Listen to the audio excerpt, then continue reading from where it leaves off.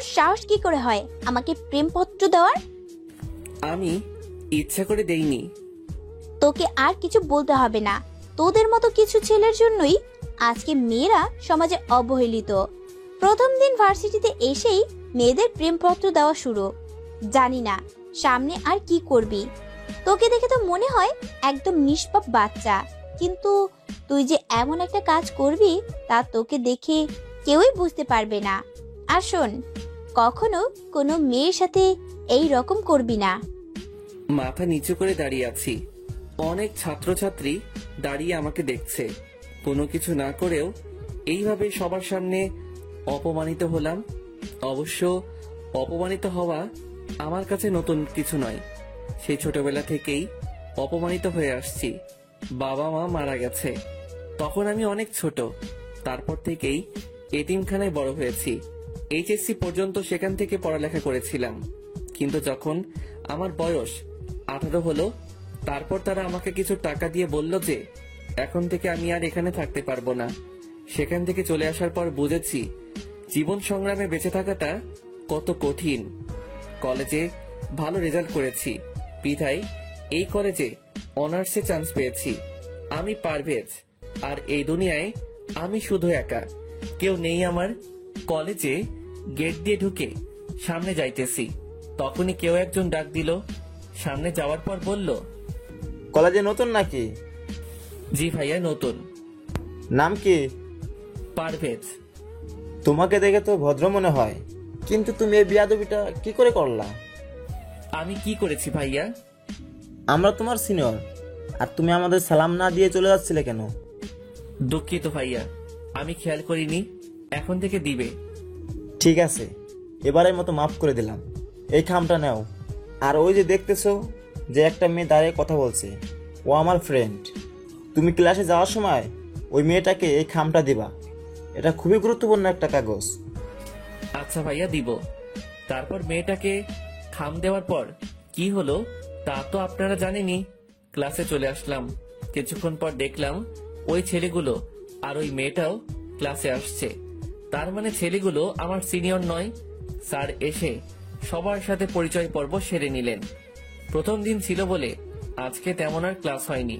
College থেকে বের হব তখনই দেখলাম ওই ছেলেগুলো আড্ডা দিচ্ছে আর বলতে লাগলো, সাকিব, তুই তো ছেলেটাকে ভালোই বোকা বানালি। ছেলেটাকে দিয়ে অনেক মজা পেয়েছি। তাজা বলেছিস, ছেলেটা কিন্তু ভীষণ বোকা। কালকে আবার নতুন কিছু দিতে হবে, ওকে? এই বলে সবাই হাসতে লাগলো। কলেজ থেকে বের হয়ে আসলাম আর ভাবতে থাকলাম এদের থেকে যতই দূরে থাকবো ততই ভালো। যাই হোক, এক রুমের বাসা ভাড়া করেছিলাম, আর এতিমখানা থেকে একটা হোটেলে চাকরির ব্যবস্থা করে দিয়েছিল। 3টা থেকে রাত 9টা পর্যন্ত ডিউটি। বাসায় গিয়ে কিছু খেয়ে ঘুমিয়ে পড়লাম। ঘুম থেকে উঠতে একটু দেরি হয়ে গেছিল, তাই হোটেলে ঠিক টাইমে পৌঁছাতে পারি নাই। হোটেলে পৌঁছানোর পর ম্যানেজার বলল, এই জন্যই তোমাদের মতো ভার্সিটি পড়ুয়া ছেলেদের কাজ দিতে নেই। প্রথম দিনেই দেরি? সরি স্যার, আর হবে না। যাও কাজ করো। রাত 9টার সময় কাজ শেষ হলো। বাসায় আসতে আসতে 10টা বেজে গেল। রাতের খাবার হোটেলেই খাই। বাসায় এসে পড়তে বসলাম। পড়া শেষ করে ঘুমাতে গেলাম। সকালে ঘুম থেকে উঠে ফ্রেশ হয়ে কিছুক্ষণ পড়লাম। তারপর কলেজে গেলাম। কলেজে যাওয়ার পর আবার সেই ছেলেটা সাকিব ডাক দিল। তোকে না বলেছিলাম আমাদের সালাম দিতে? সালাম কেন দিব? আমরা তো একসাথেই পড়ি। তোরে তো। তখনই একজন স্যার চলে আসলো। কি হচ্ছে কি এখানে? যাও ক্লাসে যাও। তারপর ক্লাসে চলে আসলাম। ক্লাসটা শেষ করে যখনই বাইরে আসবো তখনই একটা ছেলে আমাকে ধাক্কা দিল।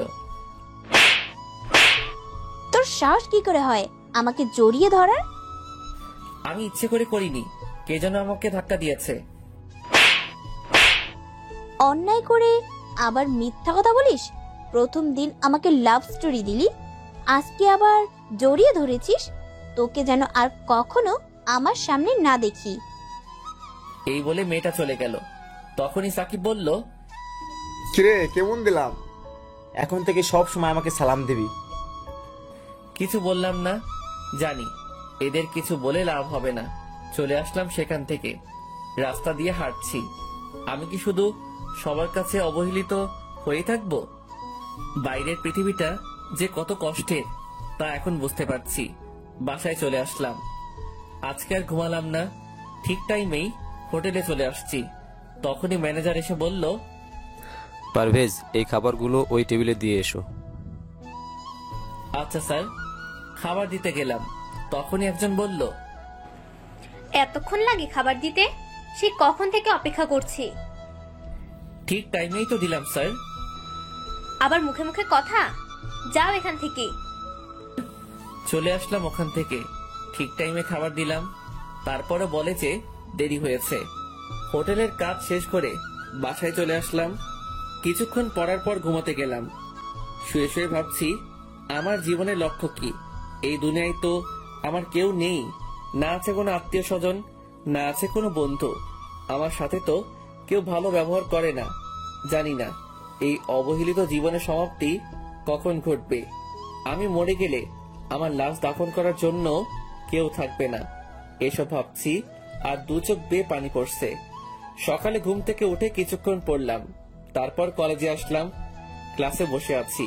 সবাই যার যার মতো আড্ডা দিচ্ছে, আর আমি পিছনের বেঞ্চে বসে আছি। কারণ হলো আমি তাদের মতো নই। হঠাৎ করে সাকিব বলল, কিরে, তুই প্রতিদিন একই শার্ট পরে কলেজ আসিস কেন? কলেজের মানবতার দেওয়াল থেকে কিছু কাপড় নিস, ওগুলো তোর পরনের কাপড় থেকেও ভালো। এটা বলার পরই সবাই হাসতে লাগলো, আর আমি মাথা নিচু করে চোখের পানি ফেলছি। স্যার ক্লাসে আসলো, পড়ানো শুরু করলেন। ক্লাস শেষ করে কলেজ ক্যান্টিনে আসলাম। খুবই ক্ষুধা লাগছিল, তাই কিছু খেতে গেলাম। একটা চেয়ারে বসে সিঙ্গারা খাচ্ছি। তখনই সাকিব আর ওর বন্ধুরা আসলো। তারা সবাই আমার পাশে থাকা চেয়ারে বসলো। ওই মামা, সিঙ্গারা দাও তো। তারা সবাই আমার পাশে বসে সিঙ্গারা খাচ্ছে। সিঙ্গারা খাওয়ার পর আমাকে দেখিয়ে বলল, এই মামা, সিঙ্গারা টাকা ও দেবে। আমাকে কিছু বলার সুযোগ না দিয়েই তারা চলে গেল। তারপর বাধ্য হয়ে আমাকে টাকা দিতে হলো। তারপর সেখান থেকে বাসায় চলে আসলাম। ভাবছি আজকে দুপুরে না খেয়ে থাকতে হবে। আমার মতো ছেলে না খেয়ে থাকলে কারো যায় আসে না। বাসায় বসে এসব ভাবছি, তখনই পাশের বাসার এক বড় ভাই এসে বলল, পারভেজ, তোমার রক্তের গ্রুপ কি? বি পজিটিভ ভাই। তুমি কি রক্ত দিতে পারবে? জি ভাই, পারবো। তারপর বড় ভাইয়ের সাথে হাসপাতালে গেলাম রক্ত দিতে। রক্ত দেওয়ার পর কিছুক্ষণ বেডে শুয়ে বিশ্রাম নিলাম। দুপুরে আর না খেয়ে থাকতে হয়নি। অনেক কিছু খেতে দিয়েছিল আমাকে। সেখান থেকে আর বাসায় গেলাম না, ওখান থেকেই হোটেলে চলে গেলাম। আজকে অনেক দেরি হয়ে গেছে। জানি না আজকে গেলে ম্যানেজার কি বলবে। হোটেলে যাওয়ার পরই ম্যানেজার বলল, তোমার কি কোনো দায়িত্ববোধ নেই? তোমাকে বলেছিলাম না যে দেরি করবে না? Sorry sir. এখানে আর দাঁড়িয়ে না থেকে যাও, কাজ করো। কাজ শেষ করে বাসায় আসলাম। শরীরটা খুবই খারাপ লাগছে, তাই আজকে আর পড়তে বসলাম না। তাড়াতাড়ি ঘুমিয়ে পড়লাম। সকালে ঘুম থেকে উঠে কিছুক্ষণ পড়লাম। তারপর কলেজে গেলাম। কলেজে যাওয়ার পর সাকিব ডাক দিল। ওদের ওখানে গিয়ে দেখলাম ওরা সবাই সিগারেট খাচ্ছে। আমি আবার সিগারেটের ধোঁয়া সহ্য করতে পারি না, তাই বললাম, যা বলবেন একটু তাড়াতাড়ি বলবেন। আমি সিগারেটের ধোঁয়া সহ্য করতে পারি না। আমার কথা শুনে ওরা সবাই হাসতে লাগলো। তারপর সাকিব বলল, তোকে তো আজকে এত সহজে ছাড়ছি না। তুই এখন আসমাকে গিয়ে প্রপোজ করবি, তা না হলে তোকে সিগারেট খাওয়াবো। আসমাকে? এখন আসমাকে চেনো না? যার কাছে তুই থাপ্পড় খাইলি সে হলো আসমা। আমি এটা করতে পারবো না। তাহলে তোকে জোর করে সিগারেট খাওয়াবো, তাও আবার অন্য স্টাইলে। এই গাঁজাগুলো সিগারেটের ভিতর ভর, তারপর ওকে জোর করে খাওয়াবো।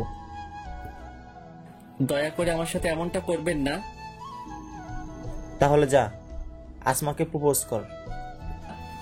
বাধ্য হয়ে প্রপোজ করতে গেলাম। আসমার সামনে গিয়ে মাথা নিচু করে আসমাকে প্রপোজ করলাম।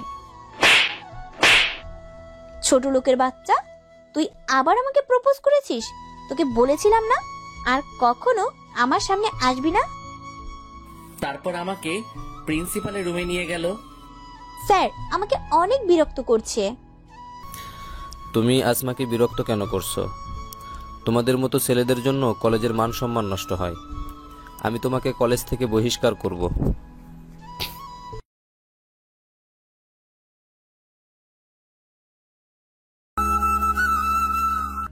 স্যার আমাকে অনেক বিরক্ত করছে। তুমি আসমাকে বিরক্ত কেন করছো? তোমাদের মতো ছেলেদের জন্য কলেজের মান সম্মান নষ্ট হয়। আমি তোমাকে কলেজ থেকে বহিষ্কার করব।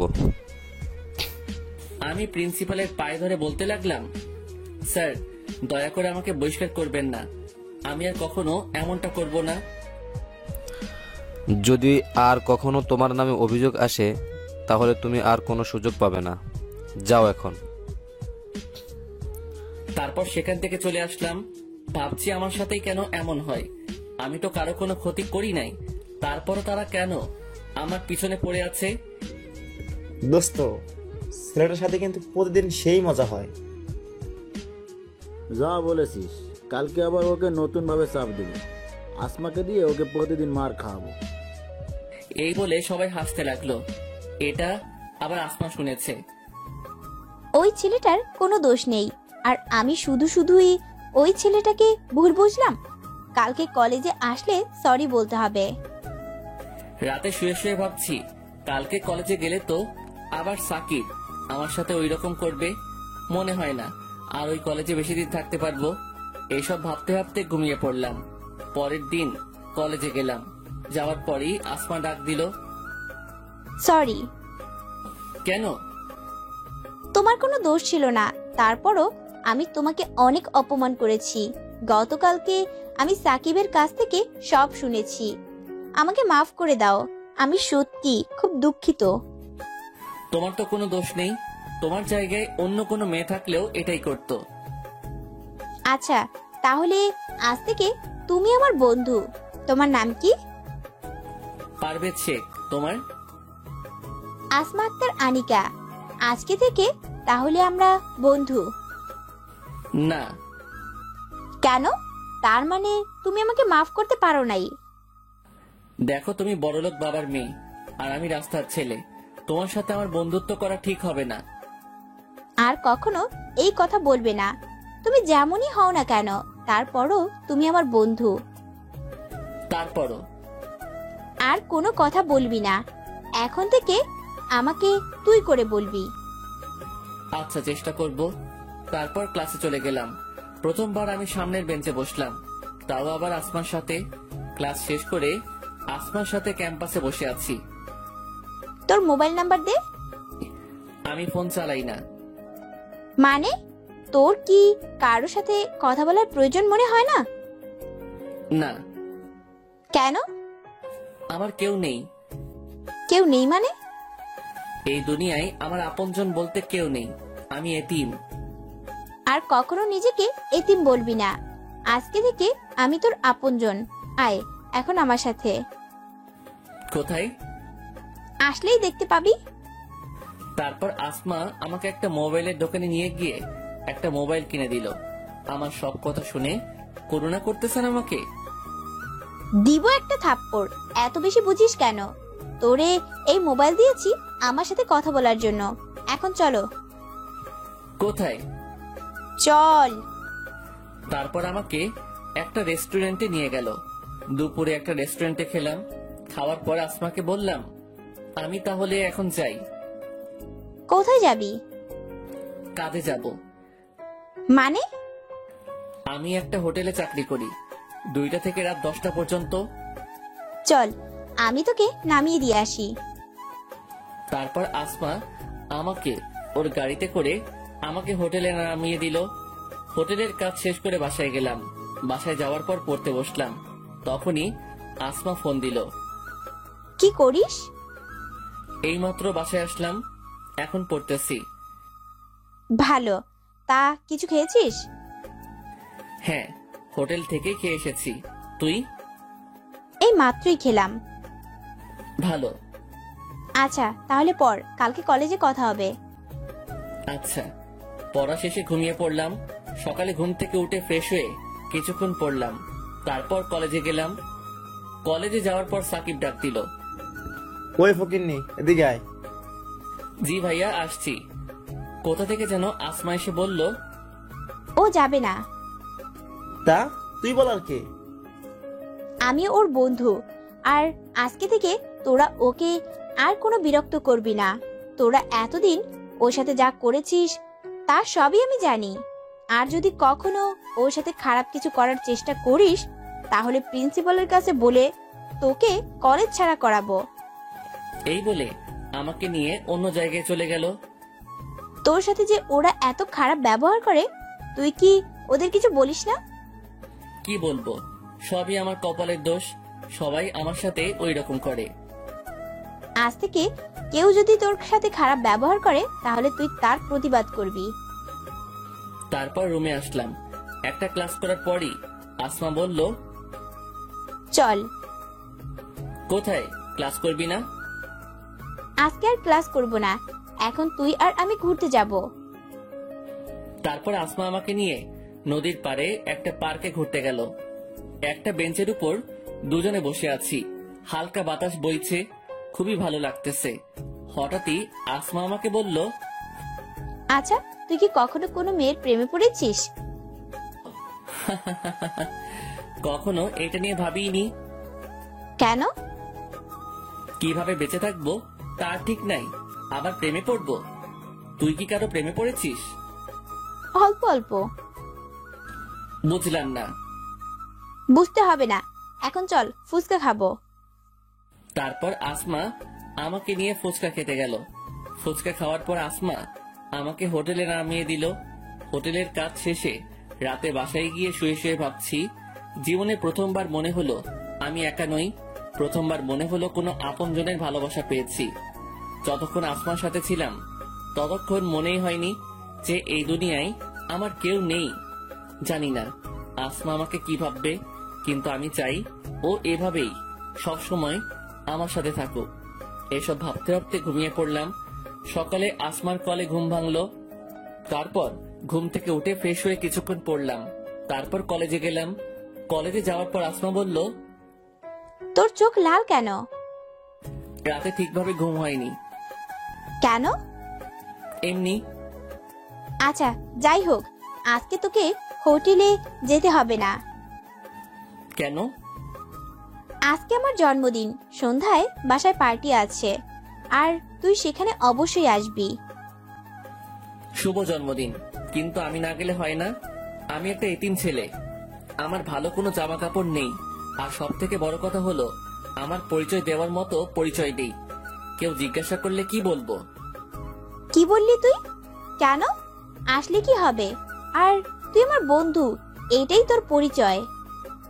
আমি সত্যি বলছি, আসলে সেখানে কত বড় বড় লোক থাকবে, আর আমি সামান্য একটা হোটেলে কাজ করা এতিম ছেলে। তুই অনেক কথা শুনবি, সবাই বলবে আমার মতো একটা ছেলে কি করে তোর বন্ধু হলো। সবাই কি বললো তা আমি পরোয়া করি না। তুই যদি আমাকে তোর বন্ধু মনে করিস তাহলে অবশ্যই আসবি, আর এভাবে খালি খালি জন্মদিনের শুভেচ্ছা জানালে হবে না। আমার গিফট কই?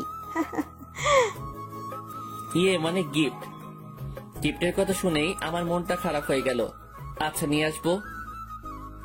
এই, আমি খুবই দুঃখিত, আমি তো মজা করছিলাম। তোর কোনো গিফট আনতে হবে না, তুই আসলেই আমি খুশি। না, তা কি করে হয়? সেখানে সবাই তো গিফট নিয়ে আসবে। সবাই আর তুই এক না, তোর কাছে আমার কোনো গিফট চাই না। আমার কাছে তুই আমার জন্য গিফট। তোর সাথে সময় কাটানোর পর যে ভালো লাগা কাজ করে তা আমার জীবনে আর কখনো হয়েছে কিনা জানি না। তোর কোনো গিফট আনতে হবে না, শুধু তুই আসলেই আমি অনেক খুশি হব। আচ্ছা, দেখা যাবে, এখন চল। তারপর ক্লাসে গেলাম। আজকে আসমা কলেজ থেকে একটু তাড়াতাড়ি চলে গেল। আসমা চলে যাওয়ার পর কেমন জানি ভালো লাগছিল না, তাই আমিও বাসায় চলে আসলাম। বাসায় এসে ভাবতে থাকলাম আমার কি করা উচিত। সেখানে যাওয়া কি ঠিক হবে, না শুধু গিফটটা দিয়ে আসবো?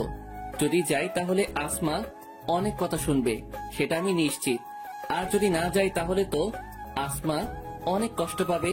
না, আমি আসমাকে জেনে শুনে কষ্ট দিতে পারি না। ওই জীবনে প্রথম কোনো ব্যক্তি যে আমার এতটা খেয়াল রেখেছিল।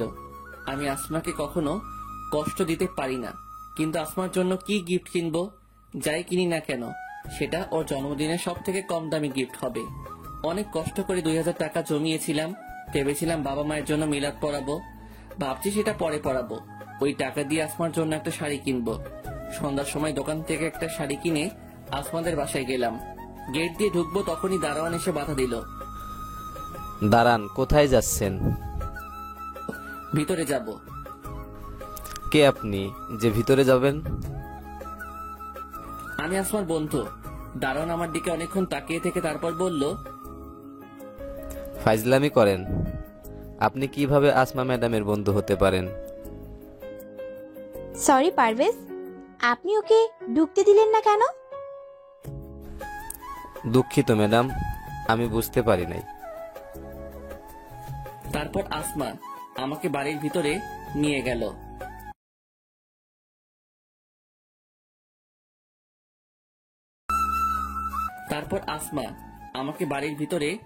গেল। বাড়ির ভিতরে ঢুকেই তো আমি অবাক চোখে তাকিয়ে আছি। অনেক বড় বাড়ির ভিতরে নিয়ে আসলো আমাকে, আর পুরো বাড়ি অনেক সুন্দর করে সাজানো হয়েছে। এখানে যারা এসেছে তারা সবাই অনেক বড় লোক, আর আমাকে দেখে যে কেউই বুঝে যাবে আমি কি রকম ছেলে। সবাই আমার দিকে তাকাচ্ছে, কেমন জানি লাগছে আমার। এখানে না আসলেই বুঝি ভালো হতো, এসব ভাবতে থাকলাম। তারপর আসমা আমাকে নিয়ে কেক কাটতে গেল। প্রথমে ওর বাবা মা, তারপর আমাকে খাইয়ে দিল। আমি বোকার মতো আসমার দিকে তাকিয়ে আছি, আর বাকিরা সবাই অনেক অবাক হয়েছে, কারণ আমার মতো একটা ছেলেকে আসমা ওর বাবা মায়ের পর কেক খাইয়ে দিল। আমি আসমাকে কিছু বলতেও পারছি না। এখান থেকে তাড়াতাড়ি যেতে পারলেই বাঁচি। খাওয়া দাওয়ার পর আসমা বলল, বাবা মায়ের সাথে কথা বলবি, চল। ইয়ে মানে আজকে না বললে হয় না? কেন, কি হয়েছে? আমার শরীর খুবই খারাপ লাগছে। আমি এখন বাসায় যাই, পরে একসময় কথা বলবো। আচ্ছা যা, বাসায় গিয়ে ফোন দিস। এই প্যাকেটটা রাখো। কি আছে এতে? খোলার পরই দেখতে পারবি। আচ্ছা, এখনই খুলতেছি। এই না, এখন খুলতে হবে না, পরে খুলিস। পরে খুলবো কেন? কি আছে এতে? সেটা পরে খুললেই দেখতে পারবি। আমি এখন যাই। তারপর সেখান থেকে বাসায় চলে আসলাম। বিছানায় শুয়ে শুয়ে ভাবছি, আসমা ওর বাবা মায়ের পরই আমাকে কেন কেক খাইয়ে দিল। আমি কল্পনাই করতে পারি নাই যে আসমা আমাকে তখন কেক খাইয়ে দিবে। সেখানে উপস্থিত সবাই অনেক অবাক হয়েছে। আসমার বাবা মা কি ভাববে জানি না। এত কিছু হওয়ার পরও কিভাবে তাদের সাথে কথা বলতাম, তাই তো দেখা না করেই চলে এসেছি। আসমাকে যত দেখছি ততই অবাক হচ্ছি। ও কি শুধুই আমাকে ফ্রেন্ড ভাবে, না অন্য কিছু? ওর সাথে যদি আর কিছুদিন এভাবে থাকি তাহলে আমি তোকে ভালোবেসে ফেলবো। এখনই ওর কথা না ভেবে একদিনও থাকতে পারি না। ওই আমার জীবনের প্রথম ব্যক্তি যে আমার এতটা খেয়াল রাখছে। জীবনের প্রথমবার মনে হয়েছে কোনো আপনজনের ভালোবাসা পেয়েছি। জানি না ওকে ছাড়া কোনোদিনও থাকতে পারবো কিনা, কিন্তু ও তো আর সবসময় আমার সাথে থাকবে না। আমার মনে হয় ও আমাকে ভালোবাসে। তাহলে কি ওকে আমার মনের কথা বলে দিব? কিন্তু ও যদি আমাকে ভালো না বাসে তাহলে তো আমাকে ভুল বুঝবে। তার চেয়ে না বলাই থাক, শুধু বন্ধু হয়ে থাকি। সকালে ঘুম থেকে উঠে মোবাইলটা হাতে নিলাম। দেখলাম রাতে আসমা অনেকগুলো কল করেছিল। মোবাইল সাইলেন্ট করা ছিল, তাই শুনতে পাইনি। এখন আর কল দিলাম না। তারপর ফ্রেশ হয়ে খেয়ে কিছুক্ষণ পড়লাম। তারপর কলেজে গেলাম। কলেজে গিয়ে দেখলাম আসমা আমার আগে চলে এসেছে। আমাকে দেখে রাগী কণ্ঠে বলতে লাগলো, রাতে কই ছিলি? কেন, বাসায় ছিলাম। কতগুলো কল করছি, ধরলি না কেন? আসলে তোদের ওখান থেকে আসার পরপরই ঘুমিয়ে গেছিলাম, আর মোবাইল সাইলেন্ট করা ছিল, তাই শুনতে পাইনি। তোকে বলেছিলাম না গিফট না আনতে, তারপরও কেন আনলি? কেন, পছন্দ হয়নি? দিব এক থাপ্পড়। পছন্দ হবে না কেন? কত সুন্দর একটা শাড়ি, কিন্তু তুই এত টাকা কিভাবে জোগাড় করলি? এত টাকা কোথায় পেলি? মাত্র 2000 টাকা। তোর জন্মদিনে সব থেকে কম দামি গিফট। টাকা আমার কাছে ছিল। তোকে দেখেই বোঝা যাচ্ছে যে তুই মিথ্যা কথা বলছিস। সত্য কথা বল। আসলে একটু একটু করে ওই টাকাগুলো জমিয়েছিলাম। ভেবেছিলাম বাবা মায়ের নামে মিলাদ পড়াবো। এখন ভাবছি মিলাদ পরে পড়াবো। তার মানে ওই টাকা দিয়েই তুই আমার জন্য শাড়ি কিনেছিস? আসমার দু চোখ বেয়ে পানি পড়ছে, আর সাথে সাথেই আমাকে জড়িয়ে ধরে কাঁদতে কাঁদতে বলল, কেন তুই ওই টাকা দিয়ে শাড়ি কিনতে গেলি? তোর কাছে আমার কোনো গিফট চাই না। আমার কাছে তুই সব থেকে বড় গিফট। চল এখন কোথায়? একটা এতিমখানায় যাব, কেন? তোর বাবা মায়ের জন্য মিলাদ পড়াতে। দুঃখিত, এটা আমি করতে পারবো না। কেন? আমি আমার নিজের টাকা দিয়ে বাবা মায়ের জন্য মিলাদ পড়াবো। তো কি হয়েছে? মনে কর আমার টাকাই তোর টাকা। কিছু মনে করিস না, আমার নিজের উপার্জিত টাকা দিয়ে মিলাদ পড়াবো, কারো কাছ থেকে নিয়ে নয়। আর এখন বল, শাড়িটা কেমন লাগছে? অনেক সুন্দর। তা কখনো কি শাড়িটা পরবি? পরবো না কেন? না মানে শাড়িটা তো অনেক কম দামি। তুই তো মনে হয় এত কম দামি জিনিস পরিস না, তাই বললাম। পরিনি তো কি হয়েছে, এখন থেকে পরবো। কালকে বিকালেই শাড়ি পরে তোর সাথে নদীর পাড়ে ঘুরতে যাব। দেখা যাবে, এখন চল। তারপর ক্লাস করে বাসায় চলে গেলাম। ফ্রেশ হয়ে হোটেলে আসলাম। ম্যানেজারকে বললাম, স্যার কালকে আমার ছুটি লাগবে। তারপর ম্যানেজার বলল, রোজ রোজ তোমাকে ছুটি দিতে পারবো না। যদি কাজ করতে মন না চায় তাহলে আর আসার দরকার নেই। সরি স্যার, আর কখনো ছুটি নিব না, শুধু কালকেই লাস্ট। মনে থাকে যেন কথাটা। কালকের পরে ছুটি নিতে হলে একবারে নিবে। এখন যাও, কাজ করো।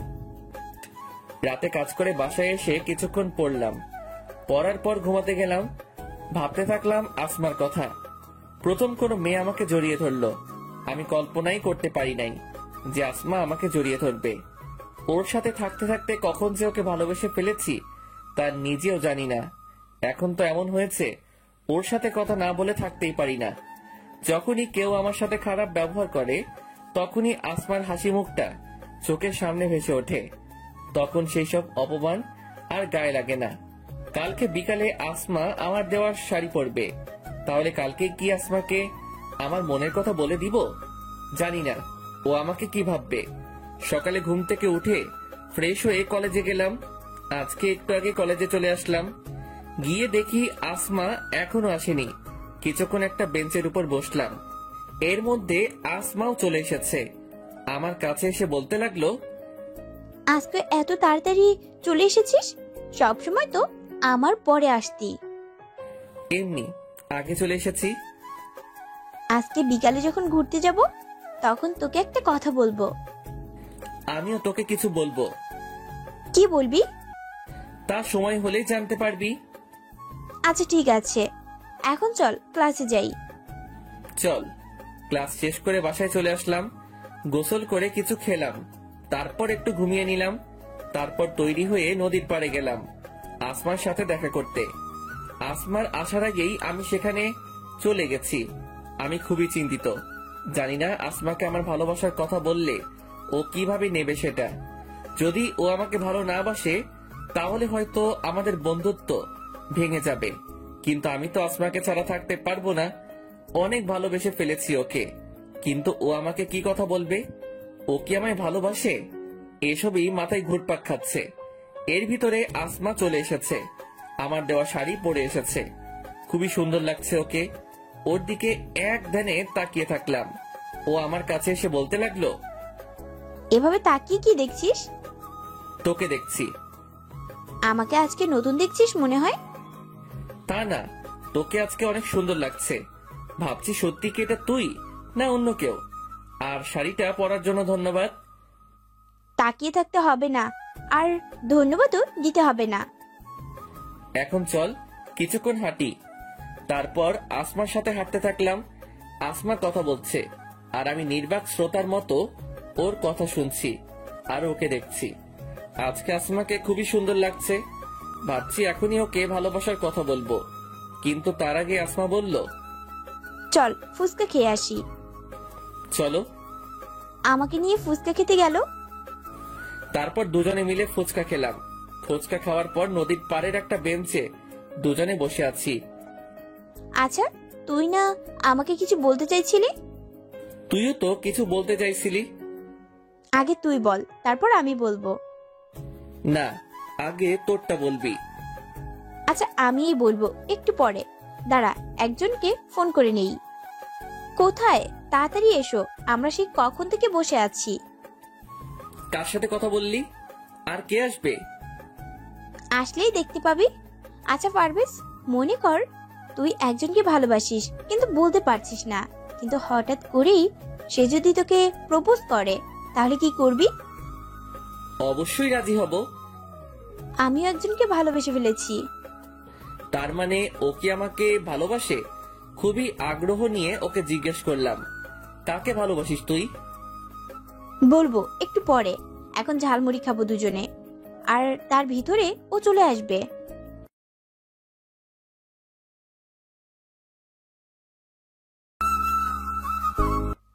বলবো একটু পরে, এখন ঝালমুড়ি খাবো দুজনে, আর তার ভিতরে ও চলে আসবে। কে আসবে? আসলেই দেখতে পাবি। তারপর দুজনে মিলে ঝালমুড়ি খেলাম। এর মধ্যে একটা ছেলে এসে আসমাকে বলতে লাগলো, ওই পারভেজ। হ্যাঁ। তারপর ছেলেটা আমাকে বলতে লাগলো, তোমার কথা ও যে কতবার বলেছে তার কোনো ঠিক নেই। তুমি নাকি ওর লাইফে খুবই গুরুত্বপূর্ণ একজন। আমি আসমাকে জিজ্ঞেস করলাম, ছেলেটা কে? ও রাব্বি, আর আমি ওকেই ভালোবাসি। আসমার মুখে এই কথা শুনে মুহূর্তের মধ্যেই আমার মনে হলো কেউ আমার বুকে চাবুক দিয়ে আঘাত করতেছে। আসমাকে দেখে মনে হচ্ছে ও খুবই খুশি। কোনো রকমে চোখের পানি আটকে হাসি মুখে আসমাকে বললাম, কবে থেকে? আগে তো বললি না। ওকে আমি অনেক আগে থেকেই ভালোবাসি, কিন্তু ওকে কখনো বলা হয়নি। আমাদের বাসার পাশেই ওর বাসা। ওই আমার লাইফের ফার্স্ট ক্রাশ। আর আমার জন্মদিনের পার্টির পর ও আমাকে প্রপোজ করে। আমি প্রথমে খুবই অবাক হয়ে গেছিলাম, কারণ এর আগে কখনোই ও আমার সাথে কথা বলে নাই। আমি শুধু ওকে দূর থেকে দেখতাম। ও প্রপোজ করায় আমি এতটাই অবাক হয়ে গেছিলাম যে কিছুই বলতে পারছিলাম না। তারপর ও বলে যে আমাকে সময় নিতে। তারপর আমি আজকে ওকে হ্যাঁ বলে তোর সাথে পরিচয় করিয়ে দিতে আসলাম। হ্যাঁ, খুব ভালো একজন বন্ধু। আমার আসলে একটা কাজ আছে, তাই আমাকে এখন যেতে হবে। তোরা আড্ডা দে। তুই না আজকে হোটেল থেকে ছুটি নিলি?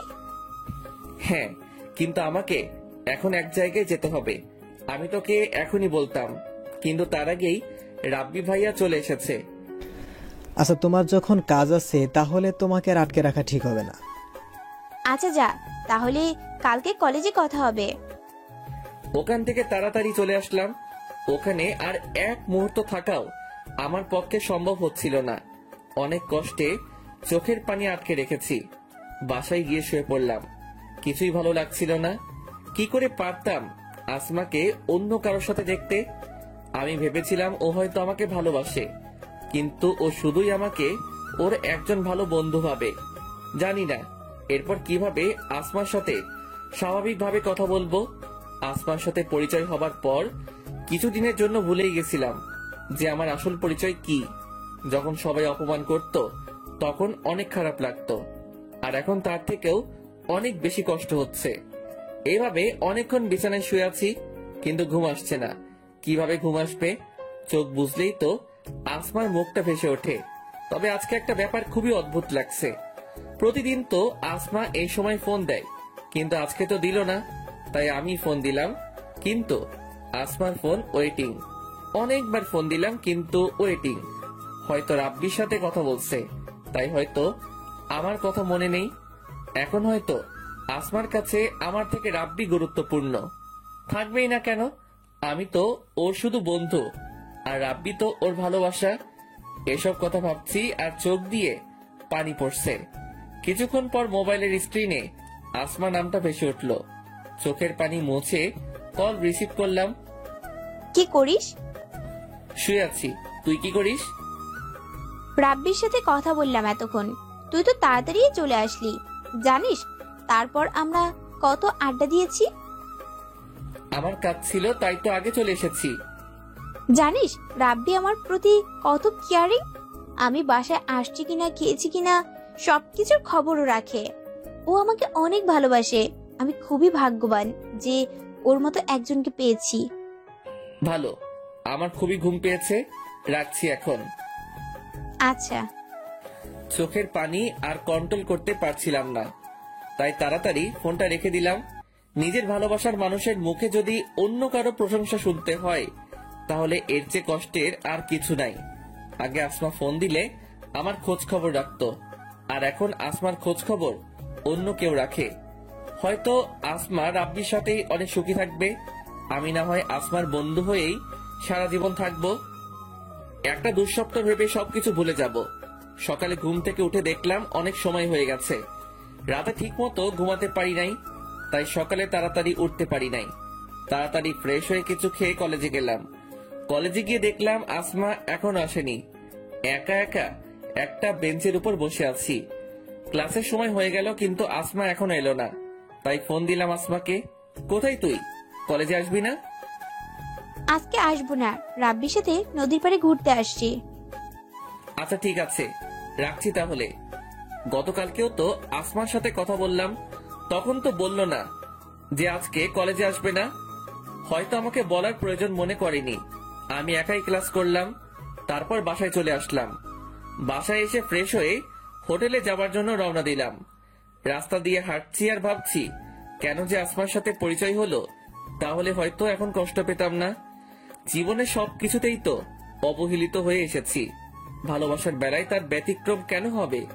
এসব ভাবছি আর হাঁটছি, তখনই দেখলাম আসমা আর রাব্বি বাইকে করে যাচ্ছে। রাব্বি বাইক চালাচ্ছে আর আসমা ওকে পেছন থেকে জড়িয়ে ধরে আছে। আমি আর ওদেরকে ডাক দিলাম না, ওরা ওদের মতো যাচ্ছে। আমি তাড়াতাড়ি হোটেলে চলে গেলাম। আসমাকে অন্য কারোর সাথে দেখলেই খুবই খারাপ লাগে।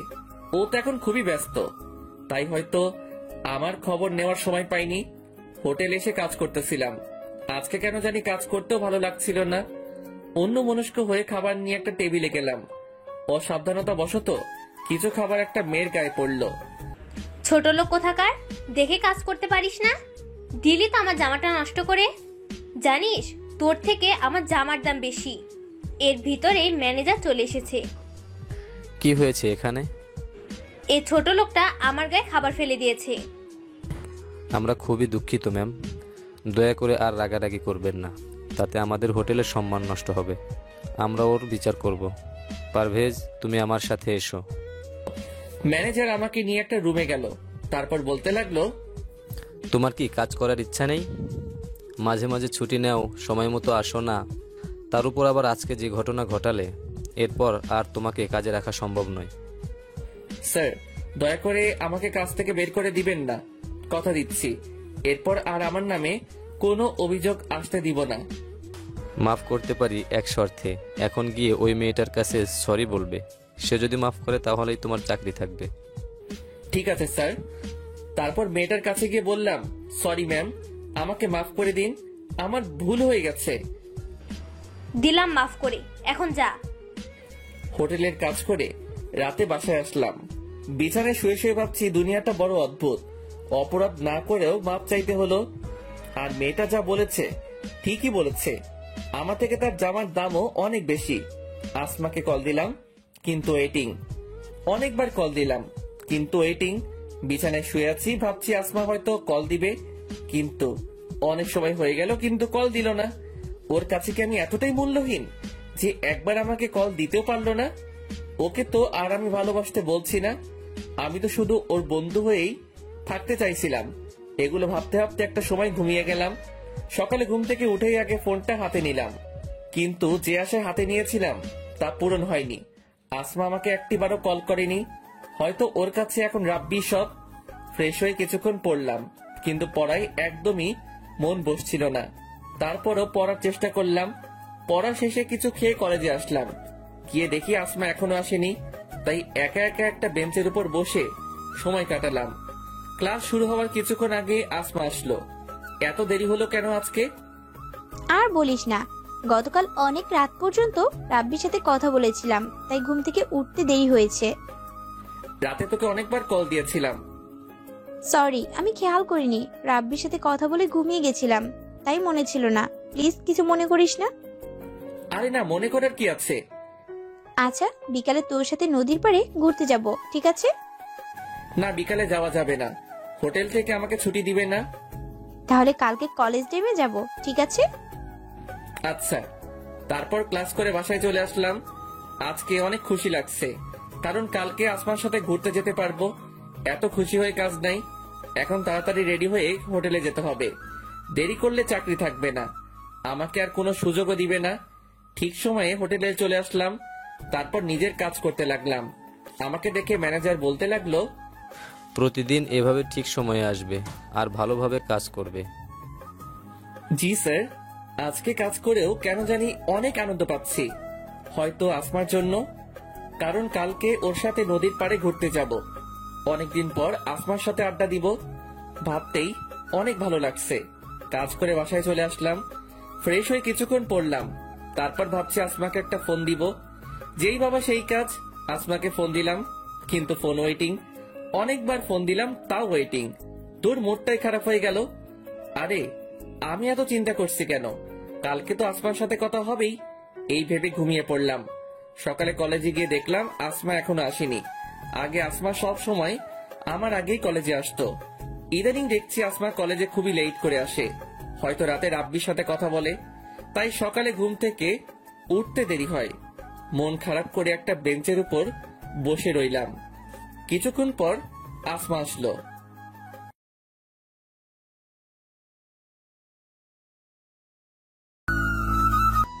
কিরে, এভাবে বেঞ্চের উপর বসে কি ভাবছিস?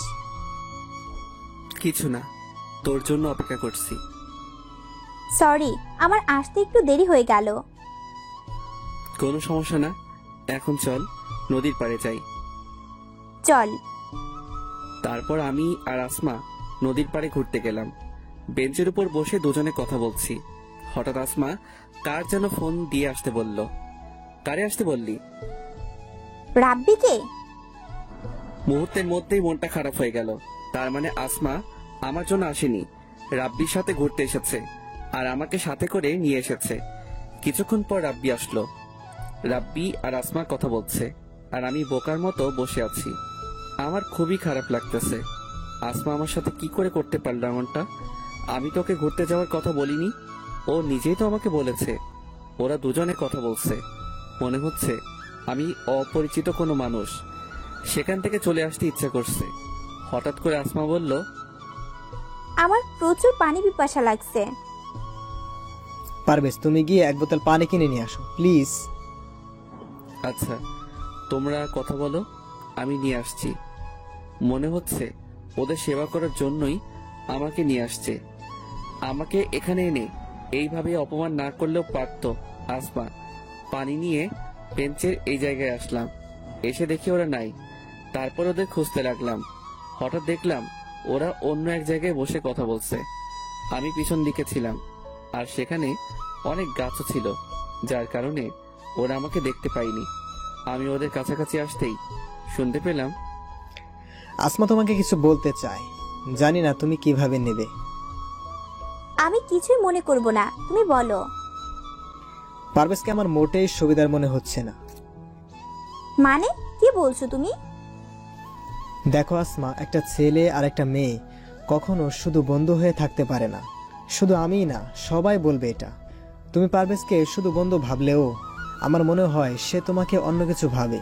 তুমি যখন ওই দিন পারভেজকে বলেছিলে যে তুমি আমাকে ভালোবাসো, তখন পারভেজকে দেখে মনে হয়েছিল ও একদমই খুশি হয়নি, আর তাই হয়তো ও কাজের বাহানা দিয়ে চলে গেছিল।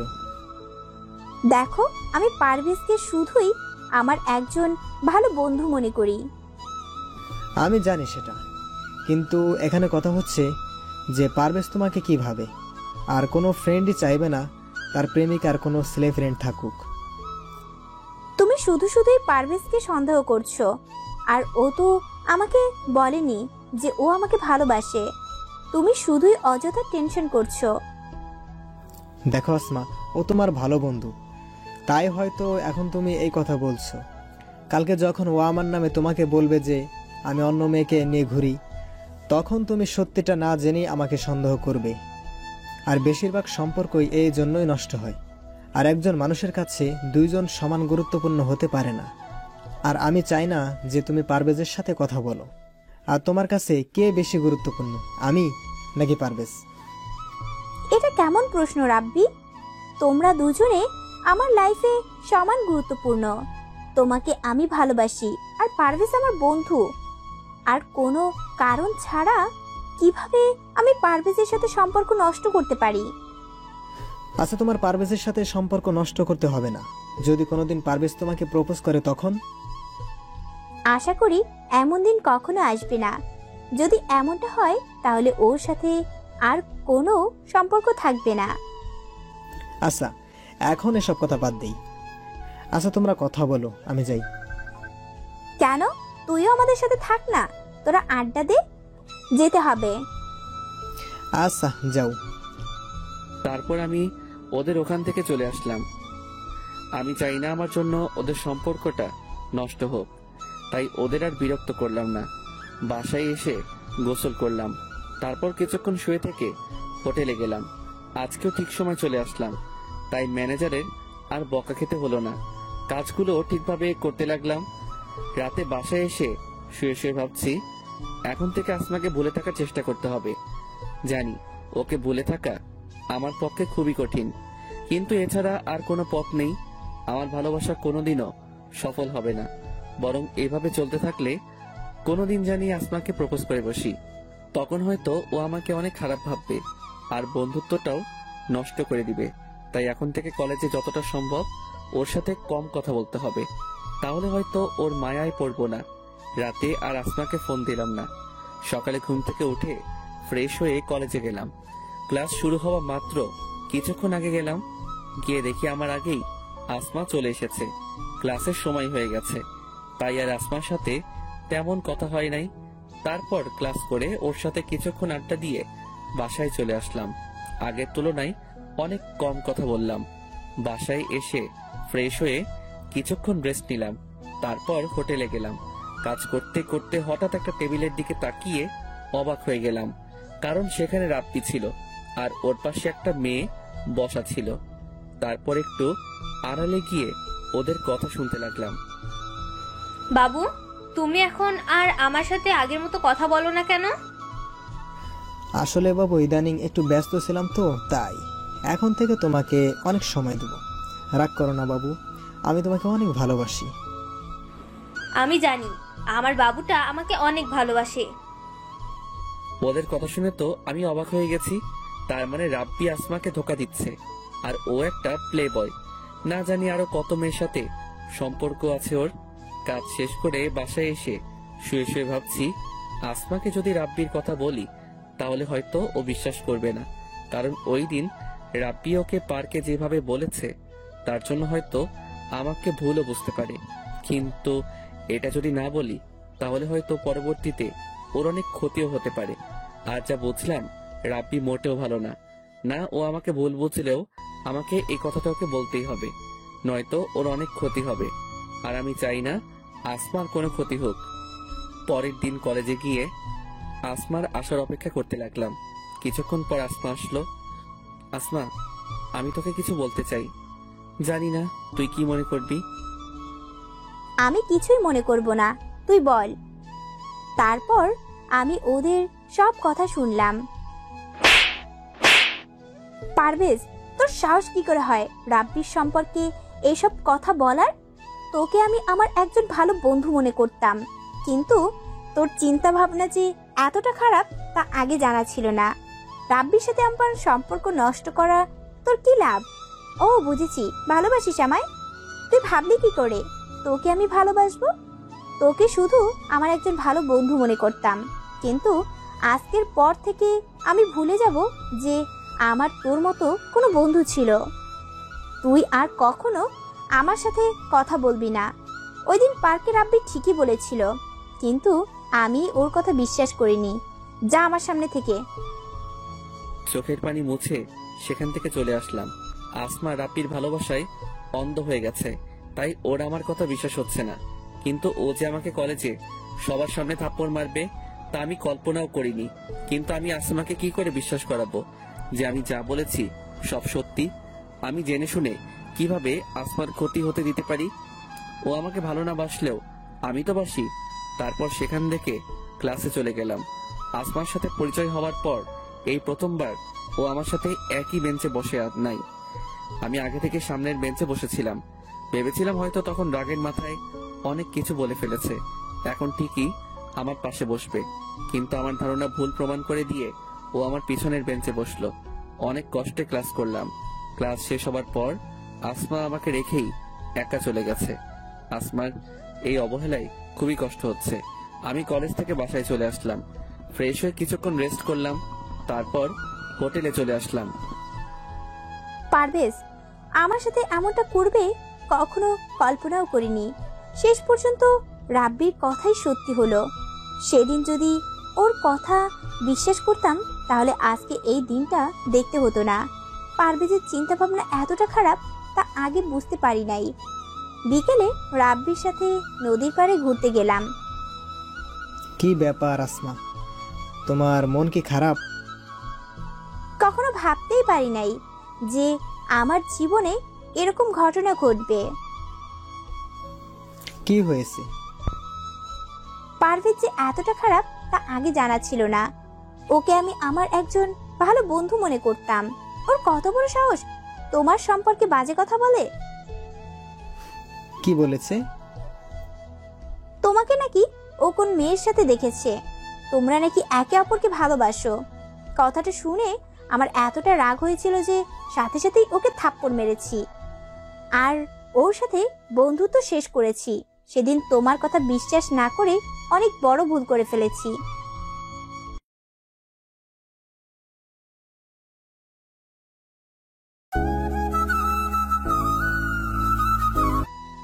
তোমাকে নাকি ও কোন মেয়ের সাথে দেখেছে, তোমরা নাকি একে অপরকে ভালোবাসো। কথাটা শুনে আমার এতটা রাগ হয়েছিল যে সাথে সাথেই ওকে থাপ্পড় মেরেছি আর ওর সাথে বন্ধুত্ব শেষ করেছি। সেদিন তোমার কথা বিশ্বাস না করে অনেক বড় ভুল করে ফেলেছি। যা হবার হয়েছে, এটা নিয়ে আর চিন্তা করো না। তুমি যা করেছো ভালোই করেছো। সেই দিন তো আমার কথা বিশ্বাস করলে না, আর এখন নিজেই তো দেখলে। আমার আগেই সন্দেহ হয়েছিল। ওকে দেখে আমার মোটেই ভালো ছেলে মনে হয়নি।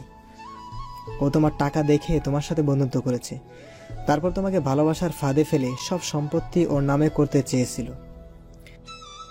ঠিকই বলেছো, কিন্তু ওর আর সেই সুযোগ কখনোই পাবে না। আচ্ছা, এখন এসব কথা বাদ দাও, চলো আমরা সামনের দিকটায় যাই। ওরা ওদের মতো ঘুরতে থাকে। আমি হোটেলে এসে কাজ করতে লাগলাম। কাজ শেষ করে রাতে বাসায় আসলাম। বিছানায় শুয়ে শুয়ে ভাবছি আবার আমি একা হয়ে গেলাম। আসমাকে কি করে বোঝাবো যে রাব্বি ভালো ছেলে নয়? আমার নাম্বারও ব্ল্যাক লিস্টে রেখেছে। ও রাব্বির ভালোবাসায় অন্ধ হয়ে গেছে। একদিন আগেও কলেজে সবাই জানতো আমরা দুজন খুব ভালো বন্ধু, আর আজকে সে আসমাই আমাকে সবার সামনে থাপ্পড় মারলো।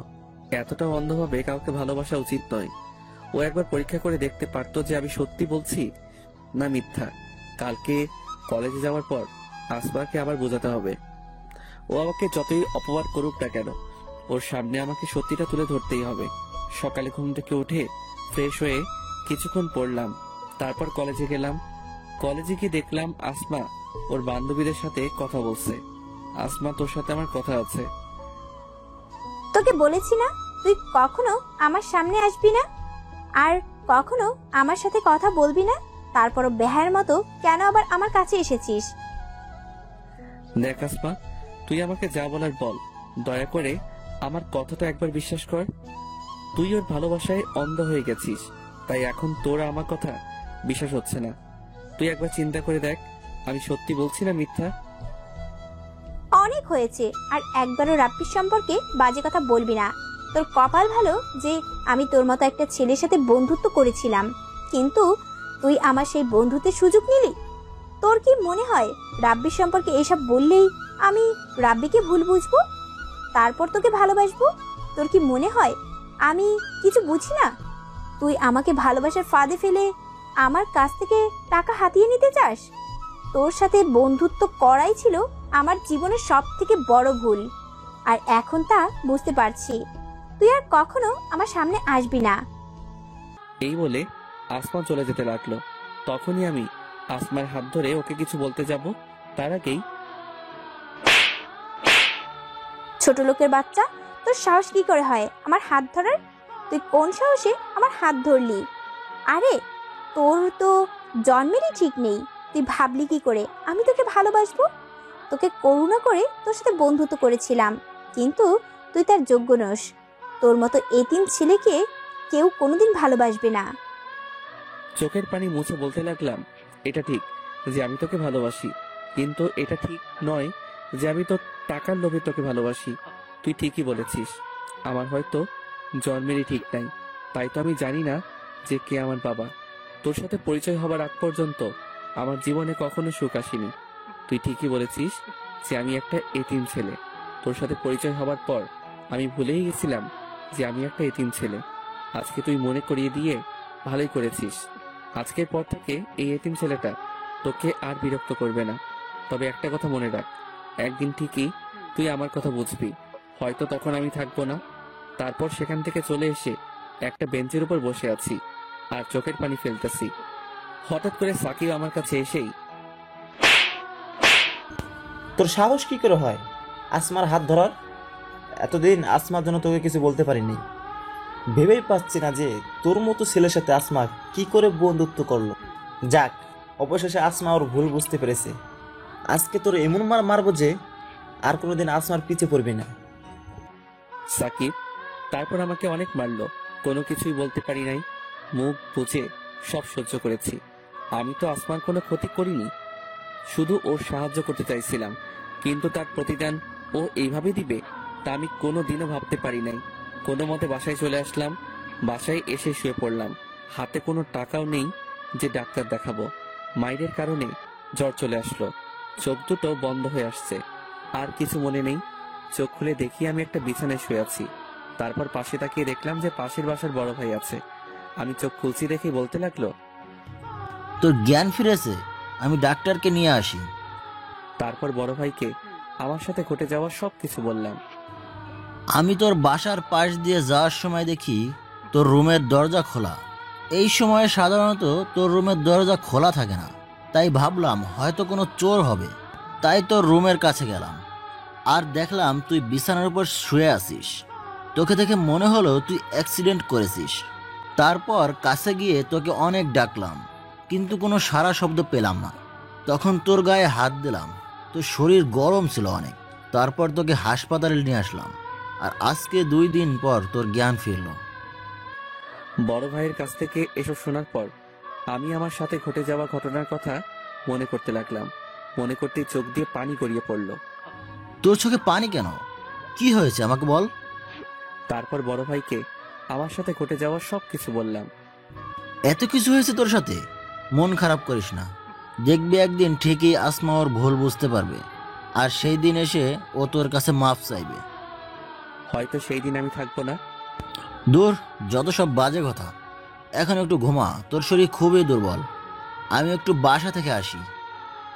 আচ্ছা ভাই। তারপর শুয়ে শুয়ে ভাবতে থাকলাম, মানুষ বড়ই অদ্ভুত। একসময় আসমা আমাকে বলেছিল আমি যেন আর কোনো দিন নিজেকে এতিম না বলি, কিন্তু সে আসমাই আমাকে এতিম বলে অপমান করলো। কখন যে ঘুমিয়ে পড়েছি নিজেও জানি না। কিছুক্ষণ পর ঘুম ভাঙলো, দেখলাম বড় ভাই আমার পাশে। যাকে আমার সবকিছু ভেবেছিলাম তার জন্যই আজকে আমার এই অবস্থা। অথচ আপনি আমার রক্তের কেউ নন, তারপরও আমার জন্য এত কিছু করেছেন। জানি না আপনার এই ঋণ আমি কিভাবে শোধ করব। অনেক বেশি কথা বলিস তুই। তোকে বলেছি ঋণ শোধ করতে, তুই না আমি। আমি তোর ঋণ কিভাবে শোধ করবো জানি না। মানে? তুই ওই দিন যদি আমার বোনকে রক্ত না দিতি তাহলে হয়তো তাকে বাঁচানো যেত না। তাছাড়া তোর মতো ছেলে আমি খুব কমই দেখেছি। তোর জায়গায় যদি অন্য কোনো ছেলে থাকতো তাহলে হয়তো খারাপ পথে যেত, কিন্তু তুই ঠিক তার উল্টো। আমার বিশ্বাস একদিন তুই অনেক বড় হবি। 2 দিন হাসপাতালে থাকার পর আজকে রিলিজ দিল। এই 2 দিন বড় ভাই প্রায় সব সময়ই আমার পাশে ছিল। হাসপাতাল থেকে রিলিজ পেয়ে বাসায় চলে আসলাম। এখন অনেকটাই সুস্থ। বাসায় আসার পর রেস্ট নিয়ে হোটেলে গেলাম। অনেক দিন হোটেলে যাই না, জানি না ম্যানেজার কি বলবে। হোটেলে যাওয়ার পর আমাকে দেখেই ম্যানেজার বলল, তুমি এখানে কেন? স্যার আমি খুবই দুঃখিত এতদিন না আসার জন্য। আসলে আর কিছু বলতে হবে না। আমি কি তোমার কাছে কিছু জানতে চেয়েছি? এতদিন আসো নাই ভালো কথা, আর আসতেও হবে না। এই নাও তোমার পাওনা টাকা, আর এখান থেকে বিদায় হও। স্যার দয়া করে আমার সাথে এমনটা করবেন না। এই চাকরিটা আমার খুব প্রয়োজন। দয়া করে আমাকে চাকরি থেকে বহিষ্কার করবেন না। আপনি আমার কথাটা একবার শুনুন, তারপর যা সিদ্ধান্ত নেবেন। তোমার কোনো কথা আমি শুনতে চাই না। তুমি যদি আর এক মুহূর্তেও এখানে দাঁড়াও, তাহলে আমি দারোয়ান ডাকতে বাধ্য হব। না স্যার, তার আর দরকার হবে না, আমি চলে যাচ্ছি। তারপর সেখান থেকে চলে আসলাম। রাস্তা দিয়ে হাঁটছি আর ভাবছি, অবহেলিত জীবনটা এত কম সময়ে ইতি ঘটাবে তা ভাবতে পারিনি। জীবন সংগ্রামে বাঁচতে অনেক যুদ্ধ করেছি। আমি যত উপরে উঠছি, মানুষ আমাকে তত নিচের দিকে টেনে নিচ্ছে। জীবনে কখনো কারো ভালোবাসা পাইনি। প্রথমবার কেউ একজন আমার সঙ্গ দিয়েছিল, কিন্তু শেষ পর্যন্ত সেও আমাকে ছেড়ে চলে গেছে। আসমা ঠিকই বলেছে, আমার হয়তো জন্মেরই ঠিক নেই, তাই তো জানিও না কে আমার বাবা মা। আজকে যদি এই রাস্তায় আমার মৃত্যু হয়, তাহলে হয়তো আমার লাশটাও দাফন হবে না। এই দুনিয়া বড়ই অদ্ভুত। যে যুদ্ধ করতে চায় তাকে আরো যুদ্ধ করতে হয়। তবে একটা ইচ্ছা মনে হয় অপূর্ণই থেকে যাবে। যদি আমার পরিচয়টা একবার জানতে পারতাম, তাহলে আর কোনো কষ্ট থাকতো না। তাহলে কেউ আর বলতে পারতো না যে আমার জন্মের ঠিক নেই। শেষবারের মতো এই পৃথিবীটাকে দেখে নিচ্ছে। আত্মহত্যা করতে যাব, তখনই শুনতে পেলাম, এই আপনাকে বলেছি না আর বিরক্ত করবেন না। বারবার এসে একই কথা কেন জিজ্ঞেস করেন? বারবার জিজ্ঞেস করলে কি জামাটার দাম কমে যাবে? যেটা কিনতে পারবেন না সেটা নিয়ে পড়ে আছেন কেন? কোথা থেকে যে আসে এইসব রাস্তার মহিলা? আমি পাশে দোকানের দিকে তাকিয়ে দেখলাম দোকানদার একটা মহিলাকে এই কথাগুলো বলছে। আমি দোকানদারকে গিয়ে জিজ্ঞেস করলাম, কি হয়েছে?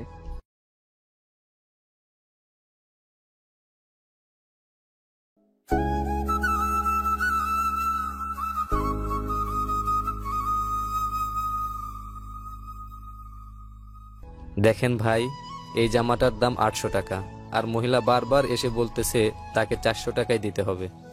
আপনি বলেন ভাই, 800 টাকার জামা 400 টাকায় কিভাবে দিব?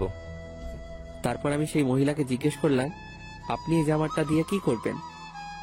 বাবা, এই জামাটা আমার মেয়ের জন্য কিনতে চেয়েছিলাম। আমার মেয়েটা ক্লাস 8-এ পড়ে। অনেক কষ্ট করে মানুষের বাসায় কাজ করে ওর লেখাপড়া করাই। আমার মেয়েটা আজকে 3 দিন ধরে অসুস্থ। টাকার অভাবে ডাক্তার দেখাতে পারি নাই। আজকে মেয়েটা আমার কাছে একটা নতুন জামা চেয়েছে। কোনোদিনও ওকে নতুন জামা কিনে দিতে পারি নাই। ও খুব অসুস্থ, হয়তো চিকিৎসার অভাবে আর বেশি দিন ওকে বাঁচাতে পারবো না। তাই ওর এই ইচ্ছাটা পূরণ করতে চেয়েছিলাম, আর সকাল থেকে ভিক্ষা করে এই 400 টাকা পেয়েছি। তারপর নিজের টাকা দিয়ে ওই জামাটা কিনে দিয়ে মহিলাকে বললাম, এই নিন, আর চলেন, আপনার মেয়েকে হাসপাতালে নিয়ে যেতে হবে। তুমি কেন নিজের টাকা দিয়ে জামা কিনছো? আমার মেয়েটার ডাক্তারও দেখাবা? এই দুনিয়ায় আমার কেউ নেই। আমি জানি না কে আমার বাবা মা। আমি একটু আগে আত্মহত্যা করতাম, কিন্তু আল্লাহ তাআলা আমাকে তা করতে দেয়নি। হয়তো উনি আমাকে একটা পরিবার দিতে চেয়েছিলেন। এখন আমি বাঁচবো আমার মা আর বোনের জন্য বাঁচবো।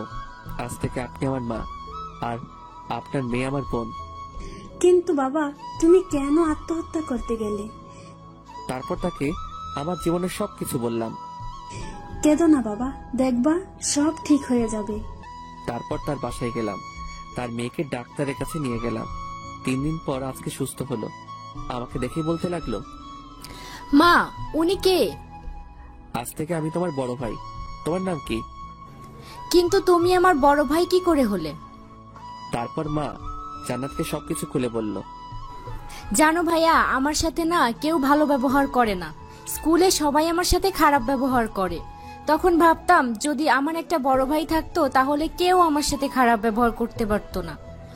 আমি জান্নাতকে জড়িয়ে ধরে বললাম, এখন থেকে কেউ তোর সাথে খারাপ ব্যবহার করতে পারবে না, কারণ এখন তোর ভাই আছে। জান্নাত আমাকে জড়িয়ে ধরে কাঁদতে লাগলো।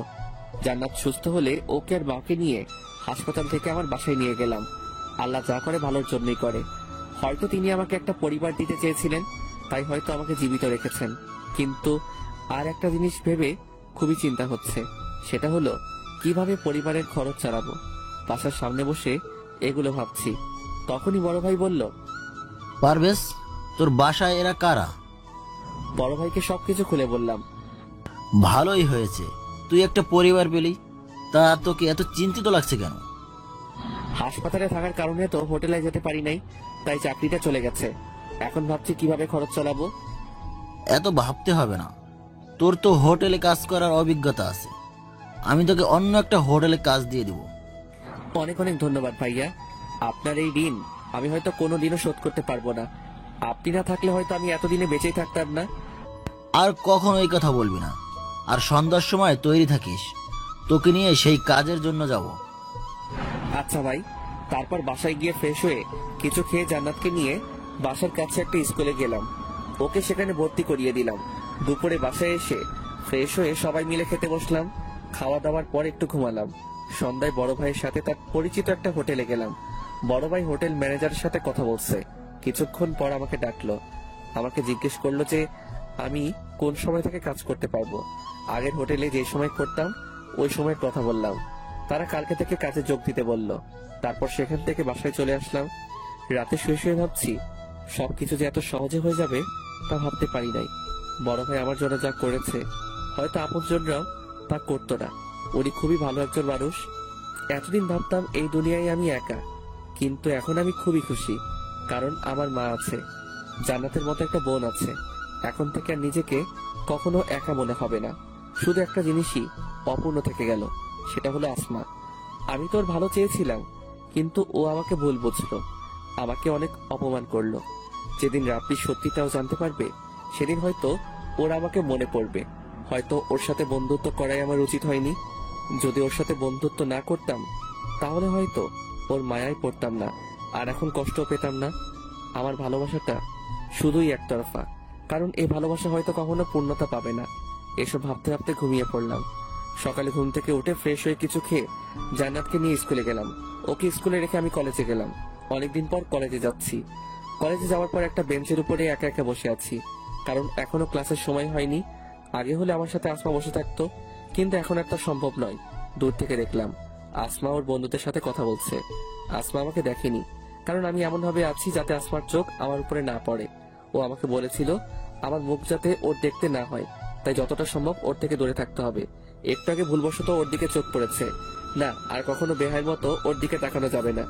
এসব ভাবছি তখন তুই লুকিয়ে লুকিয়ে আসমাকে কেন দেখছিস?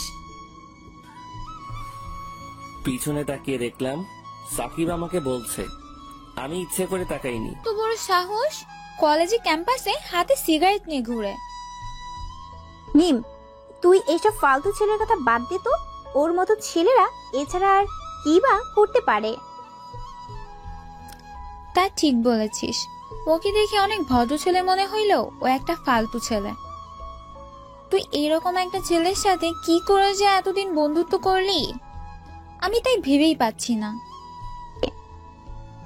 আগে কি করেছি তা নিয়ে ভাবলে চলবে না, সামনে কি করব তা নিয়ে ভাবতে হবে। তুই ওর কথা বাদ দে তো, অন্য কিছু বল। আচ্ছা বাদ দিলাম, এখন বল রাপি ভাইয়ের সাথে তোর রিলেশন কেমন চলছে? ভালোই চলছে। সে হলো মহাব্যস্ত মানুষ, তাই আজকাল আমাকে তেমন সময় দিতে পারে না।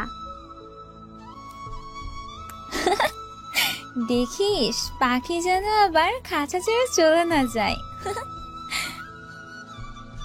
ধুর, কি যে বলিস না তুই।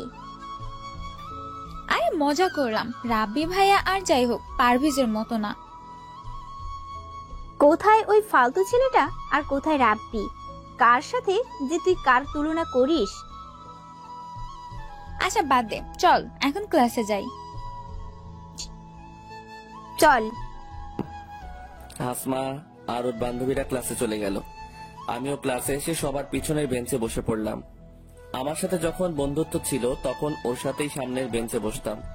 তখন কেউই আমার সাথে খারাপ ব্যবহার করতো না। আর এখন আসমার সাথে বন্ধুত্বও নাই, আর সবার ভালো ব্যবহারও শেষ।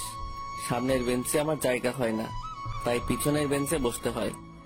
ক্লাস শেষ করে জান্নাতকে ওর স্কুল থেকে নিয়ে বাসায় চলে গেলাম। ফ্রেশ হয়ে কিছু খেয়ে রেস্ট নিলাম, তারপর হোটেলে গেলাম। নতুন হোটেলের ম্যানেজার অনেক ভালো, তিনি আমাকে অনেক ভালো জানেন। আর এখানে কাজ করেও অনেক আনন্দ পাচ্ছি, যা আগের হোটেলে পেতাম না। আসমা রাব্বিকে ফোন দিল, কিন্তু ফোন ব্যস্ত। তোর কিছুই ভালো লাগছে না। এই রাব্বিটা না মনে হয় সারা দিনই ব্যস্ত থাকে। এখন একবার ফোন দিয়ে দেখি। কেমন আছো বাবু? ভালো না। কেন, কি হয়েছে? তুমি আগের মতন আর আমার সাথে কথা বলো না, আমাকে সময় দাও না। সরি বাবু, আসলে ইদানিং খুব ব্যস্ত থাকি তো তাই। এখন থেকে আবার তোমাকে আগের মতো সময় দেব। রাগ করো না বাবু, প্লিজ। আচ্ছা, মনে থাকে জানো। কালকে সকালে নদীর পাড়ে ঘুরতে যাব আমরা, ঠিক আছে? আচ্ছা ঠিক আছে। এখন ঘুমাও বাবু, গুড নাইট।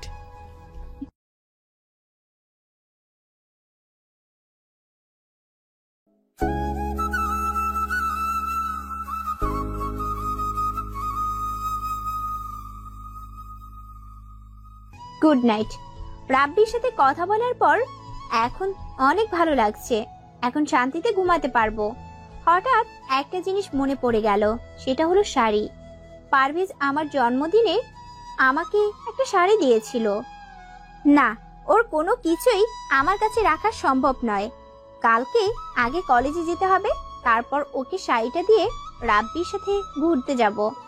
তার আগে রাব্বিকে বলে নেই যে কালকে আগে কলেজে যেতে হবে।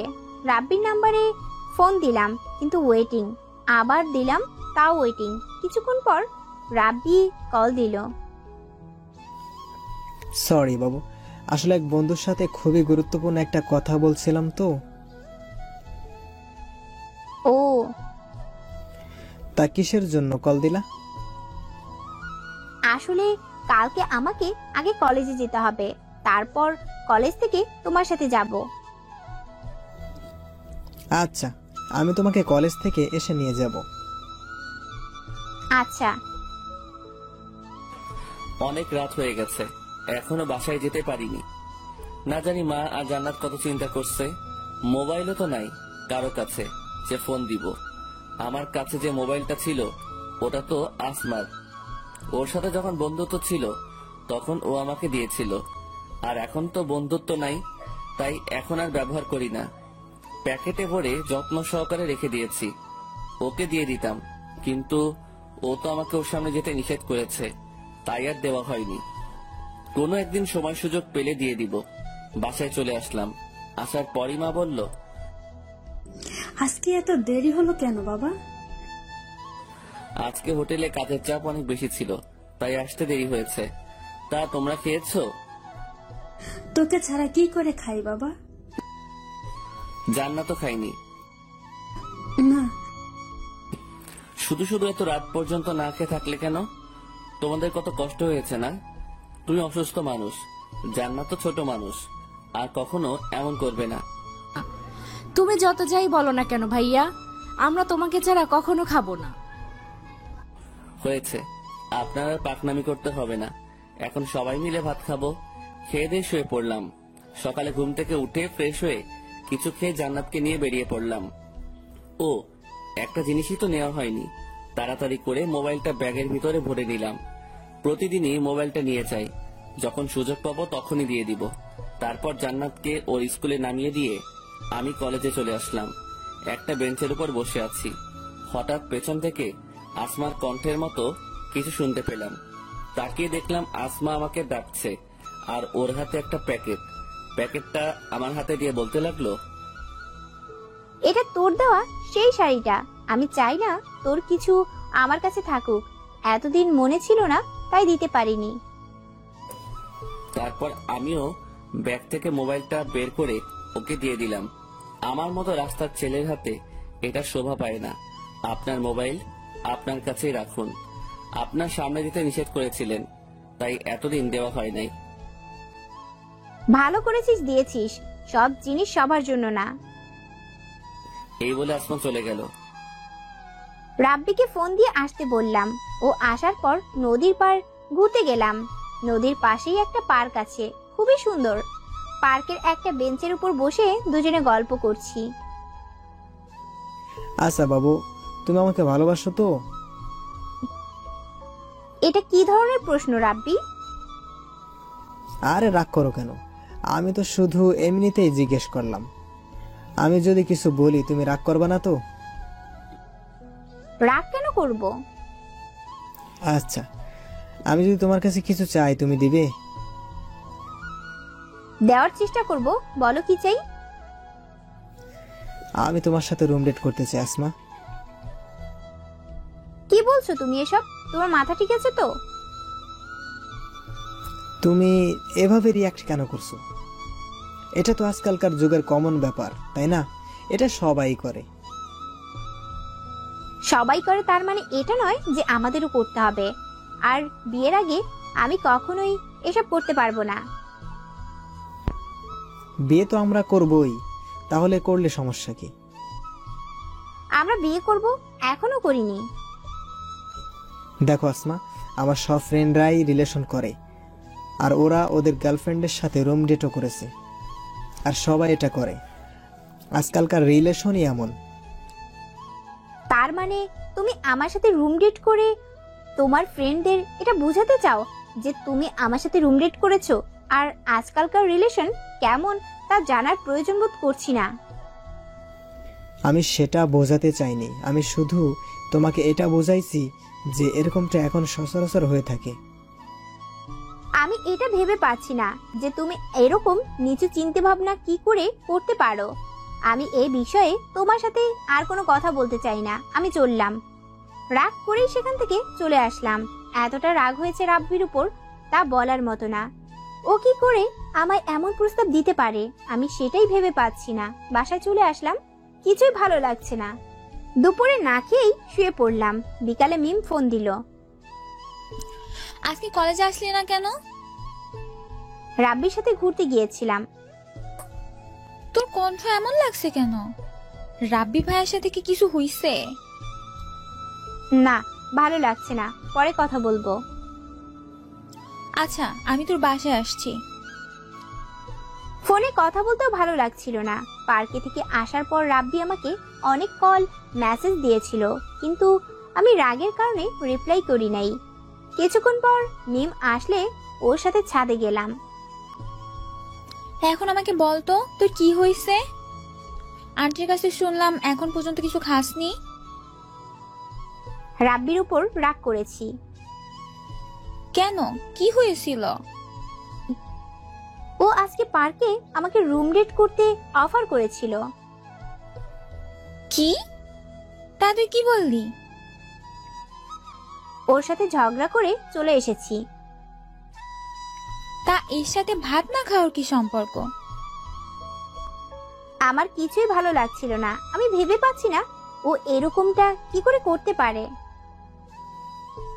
আমিও ভেবে পাচ্ছি না যে রাব্বি ভাইয়া এটা কি করে বলতে পারলো। আপাতত এসব চিন্তা মাথা থেকে বাদ দে। তারপর মিমের সাথে আরো কিছুক্ষণ কথা বললাম। কথা বলা শেষ করে বাড়িতে চলে আসলো। হোটেলে এসে কাজ করতেছিলাম, হঠাৎই শুনতে পেলাম, আমি আর তোমাকে সহ্য করতে পারছি না। আমাদের উচিত আলাদা হয়ে যাওয়া। আমিও এটাই চাই। তোমার মতো মেয়ের সাথে রিলেশন চালিয়ে যাওয়া সম্ভব নয়। এখন তো শব্দ আমার। তুমি তো ধোয়া তুলসী পাতা। সব সমস্যার মূলে তুমি। সব দোষ আমার উপর চাপিয়ে দিয়ে নিজের সাধু সেজেছো। তুমি তোমার ছেলে বন্ধুদের সাথে এত মেলামেশা না করলে তো আর সমস্যা হতো না। ওরা শুধুই আমার বন্ধু, এর থেকে বেশি কিছু না। আর তুমি একটু আমাকে বলবে যে তুমি কোন দিন আমার সাথে দেখা করতে ঠিক সময়ে এসেছো? রাতে ফোন দিলে তোমার মোবাইল ওয়েটিং, এমনকি আজকেও আমার এখানে এসে তোমার জন্য ওয়েট করতে হয়েছে। আমি আমার বন্ধুদের সাথে কথা বলি, আর আমার একটু ঘুমের সমস্যা, তাই আমি ঠিক টাইমে আসতে পারি না। আর তোমার সাথে রিলেশন হওয়ার পর আমার নিজের স্বাধীনতা চলে গেছে। আমি কখন কি করব না করব সব তুমি ঠিক করে দাও, কখন খাবো তাও তুমি ঠিক করে দাও, এমনকি আমি কি শার্ট পরবো কি প্যান্ট পরবো তাও তুমি ঠিক করে দাও। নিজের কাছে মনে হয় যেন আমি ছোট বাচ্চা। আমি তোমাকে ভালোবাসি বিধাই এটা করি, আর তোমার সাথে রিলেশন চালিয়ে যাওয়া আমার পক্ষেও অসম্ভব। তাই আমাদের উচিত হবে আলাদা হয়ে যাওয়া। আমিও তাই চাই। এতক্ষণ দাঁড়িয়ে দাঁড়িয়ে তাদের সব কথা শুনলাম। ভাইয়া যদি কিছু মনে না করেন, আমি কি আপনাদের মাঝে কিছু বলতে পারি? বলুন। আচ্ছা, আপনারা দুজন কি একে অপরকে ভালোবাসতেন? অবশ্যই বাসতাম। আমার মনে হয় আপনাদের কারো মধ্যেই প্রকৃত ভালোবাসা ছিল না। আপনার এরকম কেন মনে হলো? দেখুন, ভালোবাসার মানে পাওয়া না, ভালোবাসার মানে হলো একে অপরকে স্যাক্রিফাইস করা। কিন্তু আপনারা দুজনে কেবল নিজেদের দিকটাই ভেবেছেন। আপনি ভেবেছেন আপনার বয়ফ্রেন্ড আপনার কথা মতো চলুক, আর আপনি ভেবেছেন আপনার গার্লফ্রেন্ড আপনার সব কথা মেনে চলুক। কিন্তু কখনো কি দুজনে একে অপরের ইচ্ছা অনিচ্ছা জানতে চেয়েছেন? একজন আরেকজনকে বুঝতে চেষ্টা করেছেন? তা আপনারা করেননি। আশা করি আপনারা বুঝতে পেরেছেন একজন আরেকজনকে কতটা স্যাক্রিফাইস করলেন, তার মাধ্যমে ভালোবাসা ফুটে ওঠে। সত্যি ভাইয়া, আপনি আমাদের চোখ খুলে দিলেন। আমরা কখনো এভাবে ভেবে দেখিনি। এখন থেকে আমরা একজন আরেকজনের ইচ্ছাকে গুরুত্ব দিব। নিজের ভুলগুলি শুধরে নিয়ে নতুন ভাবে শুরু করব। শুভকামনা আপনাদের জন্য। আচ্ছা ভাইয়া, যদি কিছু মনে না করেন, আপনাকে কিছু জিজ্ঞেস করতে পারি? মনে করার কি আছে, করুন। আপনার গার্লফ্রেন্ড আছে? না, একজনকে ভালোবাসতাম, কিন্তু সেটা... একটা কথা জোর দিয়ে বলতে পারি, ওই মেয়ে জীবনে অনেক বড় ভুল করলো। হয়তো এর জন্য সে সারা জীবন পস্তাবে।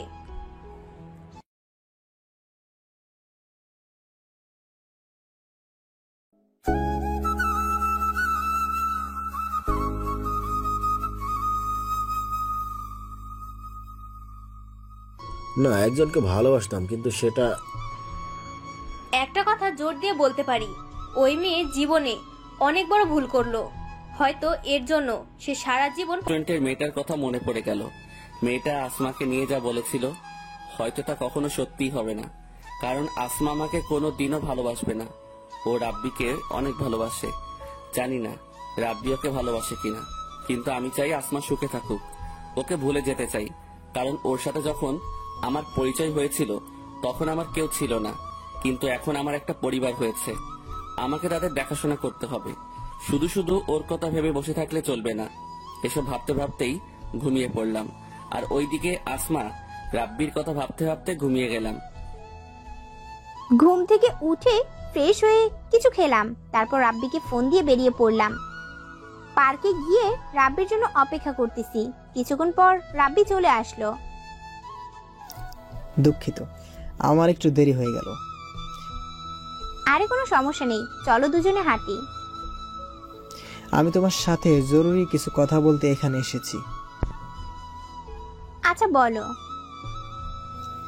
আমি তোমাকে ভালোবাসি না আসমা। কি বলছো এসব? তোমার মাথা ঠিক আছে তো? আমি যা বলছি ভেবেই বলছি।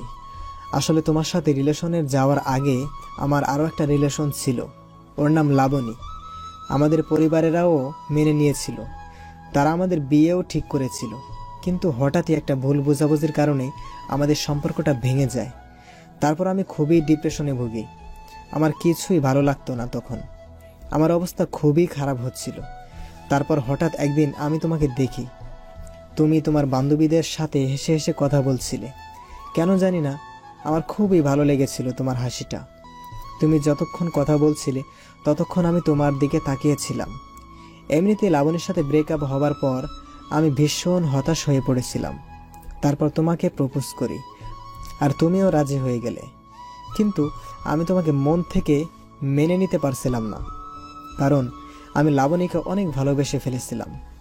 প্রথম প্রথম তোমাকে অনেক ভালো লাগতো, তাই তো তোমাকে পারভেজের সাথে মিশতে বারণ করেছিলাম। কিন্তু হঠাৎ একদিন লাবণী আমাকে ফোন করে, ও আমাকে সরি বলে। আর আবার আমার জীবনে ফিরে আসতে চাইলো। আসলে ওর সাথে ব্রেকআপ হওয়ার জন্য শুধু ও দায়ী ছিল না, আমিও সমানভাবে দোষী ছিলাম, তাই ওকে মেনে নিয়েছিলাম। আর আমাদের দুই পরিবারও আমাদের এক হওয়াতে অনেক খুশি, কারণ তারা চাইতো আমরা যাতে একসাথে থাকি। ওর বাবা আর আমার বাবা বন্ধু ছিলেন, তাই তারা চাইতো আমরা যাতে একে অপরের সাথে থাকি। আর ওই দিন রেস্টুরেন্টে আমি লাবণীর সাথেই কথা বলছিলাম। পারভেজ তোমাকে যা বলেছে তা সবই সত্যি, কিন্তু তুমি পারভেজের সাথে যা করেছিলে তা যখন আমার কাছে এসে বললে, তখন আমি অনেক অবাক হয়েছিলাম, এটা ভেবে যে তুমি আমাকে এতটা বিশ্বাস করো। আমি খুবই চিন্তায় পড়ে গেলাম। লাবণীকেও তোমার কথা বলি নাই, ও জানতে পারলে হয়তো আবার আমাকে ছেড়ে চলে যাবে। আর তুমিও আমাকে অনেক ভালোবাসো। ভেবে পাচ্ছিলাম না কিভাবে তোমার সাথে ব্রেকআপ করব, তাই এই রুম ডেটের প্ল্যানটা করি। কিন্তু পরে বুঝতে পারলাম এসব বাদ দিয়ে তোমাকেই সরাসরি বলি, আর আমাকে পারলে মাফ করে দিও। হয়তো আজকের পর তোমার সাথে আর কোনো কথা হবে না। কি পেয়েছো আমাকে? খেলার পুতুল। যখন যা মন চাইবে তখন তাই করবে। আমার লাইফের ফার্স্ট ক্রাশ ছিলে তুমি। তুমি আমাকে প্রপোজ করার আগে থেকে আমি তোমাকে দেখেছি, তাই তো তোমার প্রপোজে রাজি হয়ে গেলাম। অনেক বিশ্বাস করতাম তোমাকে, আর তুমি আমাকে এভাবে ধোঁকা দিলে। আমাকে আরো আগে বলতে পারতে, তা না করে দিনের পর দিন আমাকে ধোঁকা দিয়ে গেছো। যখন পারভেজের সাথে এত কিছু করলাম তখনও তো বলতে পারতে, কিন্তু তুমি বলনি। আমি খুবই দুঃখিত। তোর কোনো অধিকার নেই আমার হাত ধরার। তাই এতই যখন লাবণীকে ভালোবাসতি, তাহলে আমার সাথে প্রেম কেন করেছিলি? তোদের মতো ছেলেরা প্রেমটাকে খুবই সস্তা জিনিস ভাবিস। এটা ভেবেই খুব কষ্ট হচ্ছে যে আমি একটা ধোঁকাবাজের উপর ক্রাশ খেয়েছিলাম। চলে আসছিলাম পার্ক থেকে, খুবই কষ্ট লাগছে ওই ধোঁকাবাজটার জন্য না, পারভেজের জন্য। কোনোভাবে বাসায় চলে আসলাম। বাসায় এসেই দরজা বন্ধ করে শুয়ে শুয়ে কাঁদতে লাগলাম। পারভেজের সাথে করা অন্যায়গুলো মনে হতে লাগলো। আমি ওকে বলেছিলাম জীবন আর কখনো নিজেকে এতিম না বলতে, আর সেই আমি ওকে এতিম ছোট লোক বলে অপমান করেছিলাম। আমি খুবই খারাপ মেয়ে, তাই তো ওর বাবা মা সম্পর্কে বাজে কথা বলেছিলাম। ও হয়তো আমাকে কোনোদিনও মাফ করবে না। নিজেকে খুবই নিকৃষ্ট মনে হচ্ছে। কাঁদতে কাঁদতে শুয়ে পড়লাম। যখন ঘুম ভাঙলো দেখলাম বাবা মা আমার পাশে বসে আছে। আমায় ঘুম ভাঙতেই তারা বলল, তোর কি হয়েছে মা? এভাবে দরজা বন্ধ করে ঘুমিয়ে পড়লি কেন? জানিস আমরা কত ভয় পেয়ে গিয়েছিলাম। তারপর দরজা ভেঙে ভিতরে ঢুকে দেখি তুই ঘুমাচ্ছিস। শরীর অনেক ক্লান্ত লাগছিল, তাই ঘুমিয়ে পড়েছিলাম। দরজা ভুলে বন্ধ করেছিলাম। তা এখন কেমন লাগছে? ভালো। আচ্ছা, ফ্রেশ হয়ে খেতে আয়। হোটেলে কাজে যাওয়ার সময় বাসা থেকে শাড়ির প্যাকেটটা নিয়ে নিলাম, যেটা আমি আসমাকে দিয়েছিলাম। শাড়িটা কোনো গরিব মহিলাকে দিয়ে দিব। এটা আমার কাছে থাকলে আমি আসমাকে কখনো ভুলতে পারবো না, আর আমি আমার লক্ষ্যেও পৌঁছাতে পারবো না। বাসায় আসলেই ওর কথা মনে পড়ে। ঠিকভাবে পড়ালেখাও করতে পারি না, হয়তো আসমাকে কখনো ভুলতে পারবো না। কিন্তু এই শাড়িটা আমার কাছে না থাকলে হয়তো ওকে কম মনে পড়বে। আর ওই কলেজও পরিবর্তন করতে হবে। ওই কলেজে পড়লে আসমার সাথে প্রতিদিন দেখা হবে, তাহলে ওকে ভুলে থাকা অসম্ভব হয়ে যাবে। কালকে কলেজে গিয়ে প্রিন্সিপালের কাছে বলতে হবে। শাড়িটা এক মহিলাকে দিয়ে দিলাম। তারপর আমি হোটেলে গেলাম। রাতে বাসায় এসে খেয়ে পড়তে বসলাম। পড়া শেষে ঘুমিয়ে পড়লাম। সকালে ঘুম থেকে উঠে ফ্রেশ হয়ে কিছুক্ষণ পড়তে বসলাম। তারপর কিছু খেয়ে জান্নাতকে নিয়ে বেরিয়ে পড়লাম। ওকে ওর স্কুলে দিয়ে আমি কলেজে চলে আসলাম। ক্লাসের অনেক আগে চলে আসলাম প্রিন্সিপালের সাথে কথা বলবো বলে। তাকে অনেক করে বললাম। তিনি বললেন কলেজ পরিবর্তন করতে 10,000 টাকা লাগবে। ক্যাম্পাসে একটা বেঞ্চের উপর বসে ভাবতে আসি এত টাকা কিভাবে জোগাড় করব। কিন্তু আমাকে আমার লক্ষ্যে পৌঁছাতে হলে এই টাকা আমাকে জোগাড় করতেই হবে, নয়তো এখানে থাকলে আমি আমার পড়ালেখায় মনোযোগ দিতে পারবো না। এসব ভাবতেছিলাম, তখনই বড় ভাইয়ের কথা মনে পড়ে গেল। হয়তো তিনি আমাকে এই বিপদে সাহায্য করতে পারবেন। তারপর বড় ভাইয়ের কাছে চলে আসলাম। তাকে সবকিছু বললাম। তার কাছ থেকে টাকা নিয়ে আবার কলেজে চলে আসলাম। প্রিন্সিপালের কাছে টাকা দিয়ে কলেজ পরিবর্তন করলাম। কলেজ ক্যাম্পাসে বসে আছি। আজকে কেন জানি ক্লাস করতে মন চাচ্ছে না। শেষবারের মতো কলেজটাকে দেখে নিলাম, হয়তো আর কখনো দেখা হবে না। হঠাৎই আসমার কণ্ঠের মতো কেউ আমার নাম ধরে পেছন থেকে ডাক দিল। পিছনে তাকিয়ে দেখলাম আসমা। আসমাকে দেখা মাত্রই আমার চোখ নিচের দিকে নামিয়ে দিলাম। ও আমাকে নরম করতে বলতে লাগলো, আমি যা করেছি তা ক্ষমার অযোগ্য, তোকে অনেক কষ্ট দিয়েছি, দয়া করে আমাকে মাফ করে দে। আরে কি করছেন আপনি? আমার কাছে কেন মাপ চাইবেন? দেখেন আপনার সাথে যা হয়েছে তার সবই আমি ভুলে গেছি, আর আমি চাইবো আপনিও ভুলে যান। তার মানে তুই মাফ করবি না? এটা বলেই ব্যাগ থেকে একটা চাকু বের করে, হয় তুই আমাকে মাফ করবি, না হয় আমি নিজেই নিজের ক্ষতি করব। বললাম তো আমি আপনাকে মাফ করে দিয়েছি, আপনি চাকু ফেলে দিন। তুই এখন আমাকে মাফ করিসনি, করলে আমাকে আপনি বলতে পারতি না। আচ্ছা আমি তোকে মাফ করে দিয়েছি। তারপর আসমা চাকু ফেলে দিল। আমি খুবই ভয় পেয়ে গেছিলাম, কারণ আমি জানি আসমা খুবই জেদি। দুজনেই একটা বেঞ্চের উপর বসে আছি। আগে যেভাবে থাকতাম, অনেকক্ষণ দুজনে চুপচাপ বসেছিলাম। নীরবতা ভেঙে আসমাই বলল, এখনো ভালোবাসিস আমাকে?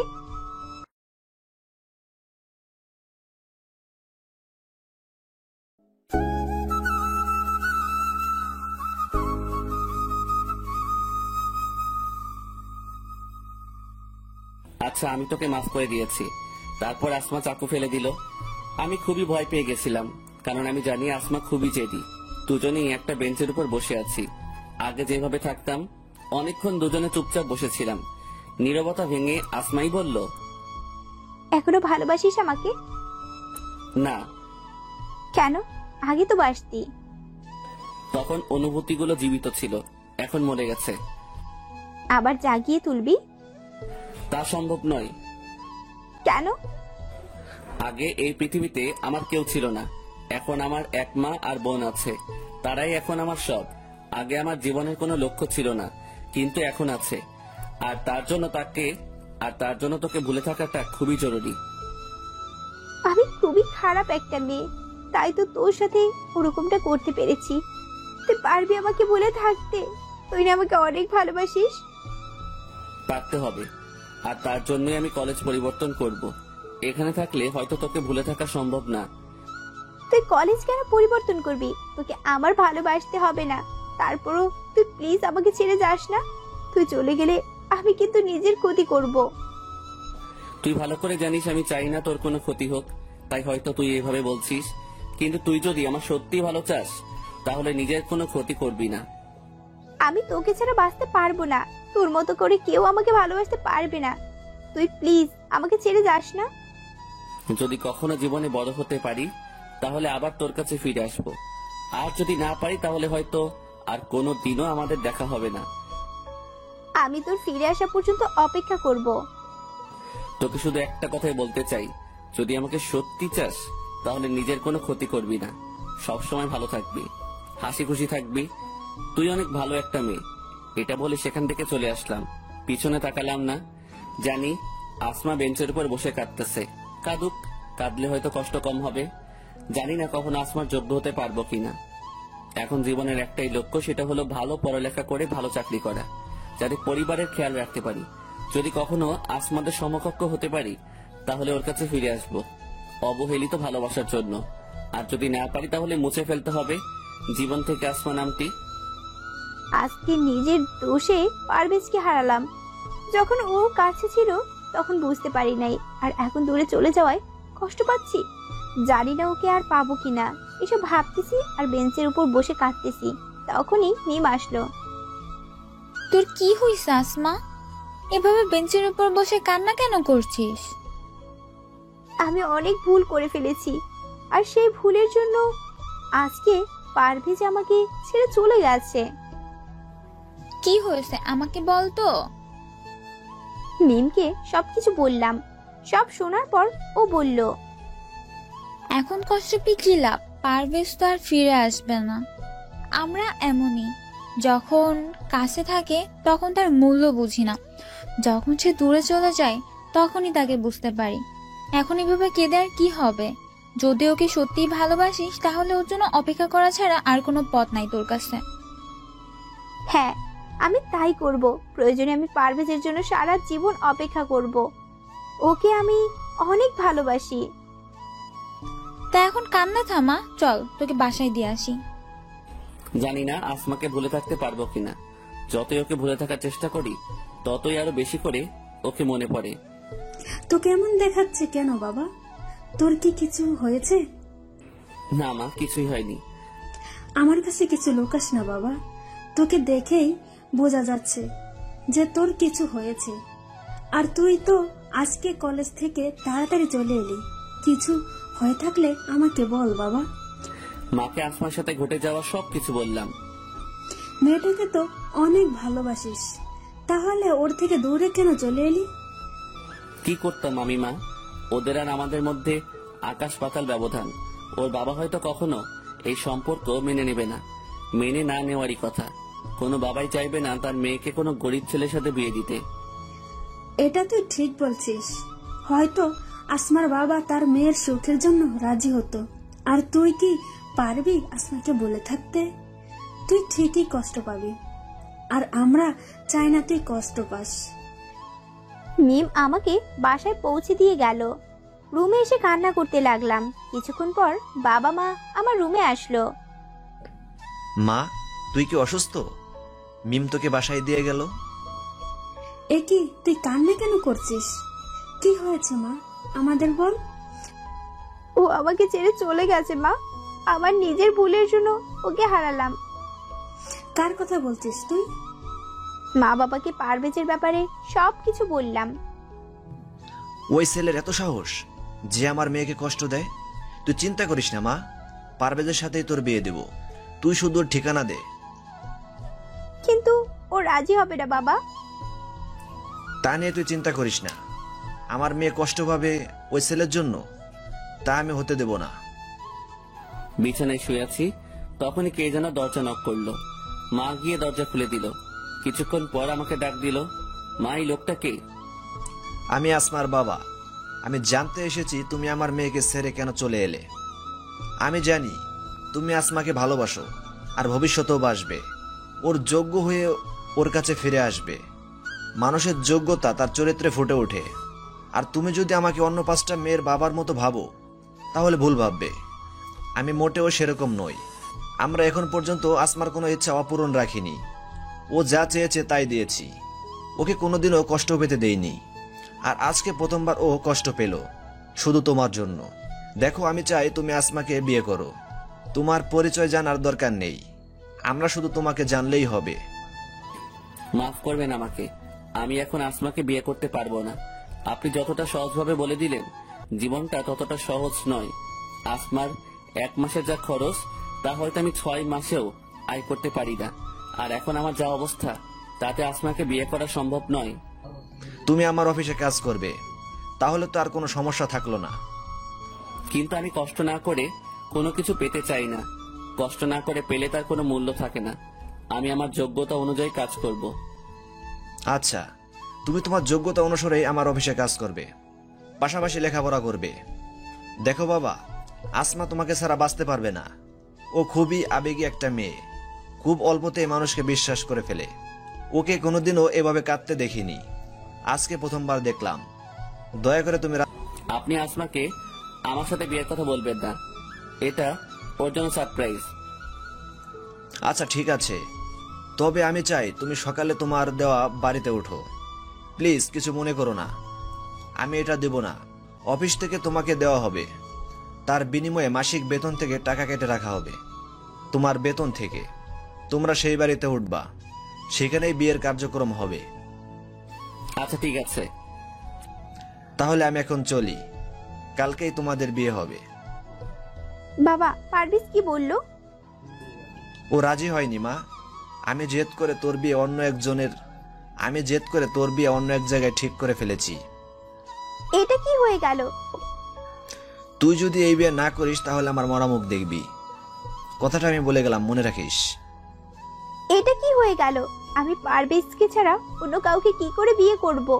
ও তো আমাকে বলেছিল যে আমার কাছে ফিরে আসবে, কিন্তু এই বিয়ে না করলে বাবা আত্মহত্যা করবে, আর আমি তা কিছুতেই হতে দিব না। প্রয়োজনে বাবার জন্য নিজের ভালোবাসা বিসর্জন দেব। আজকে আমার বিয়ে, কিন্তু আমার তাতে কোনো খেয়াল নেই। আমি শুধু পারভেজের কথা ভেবেই চলেছি।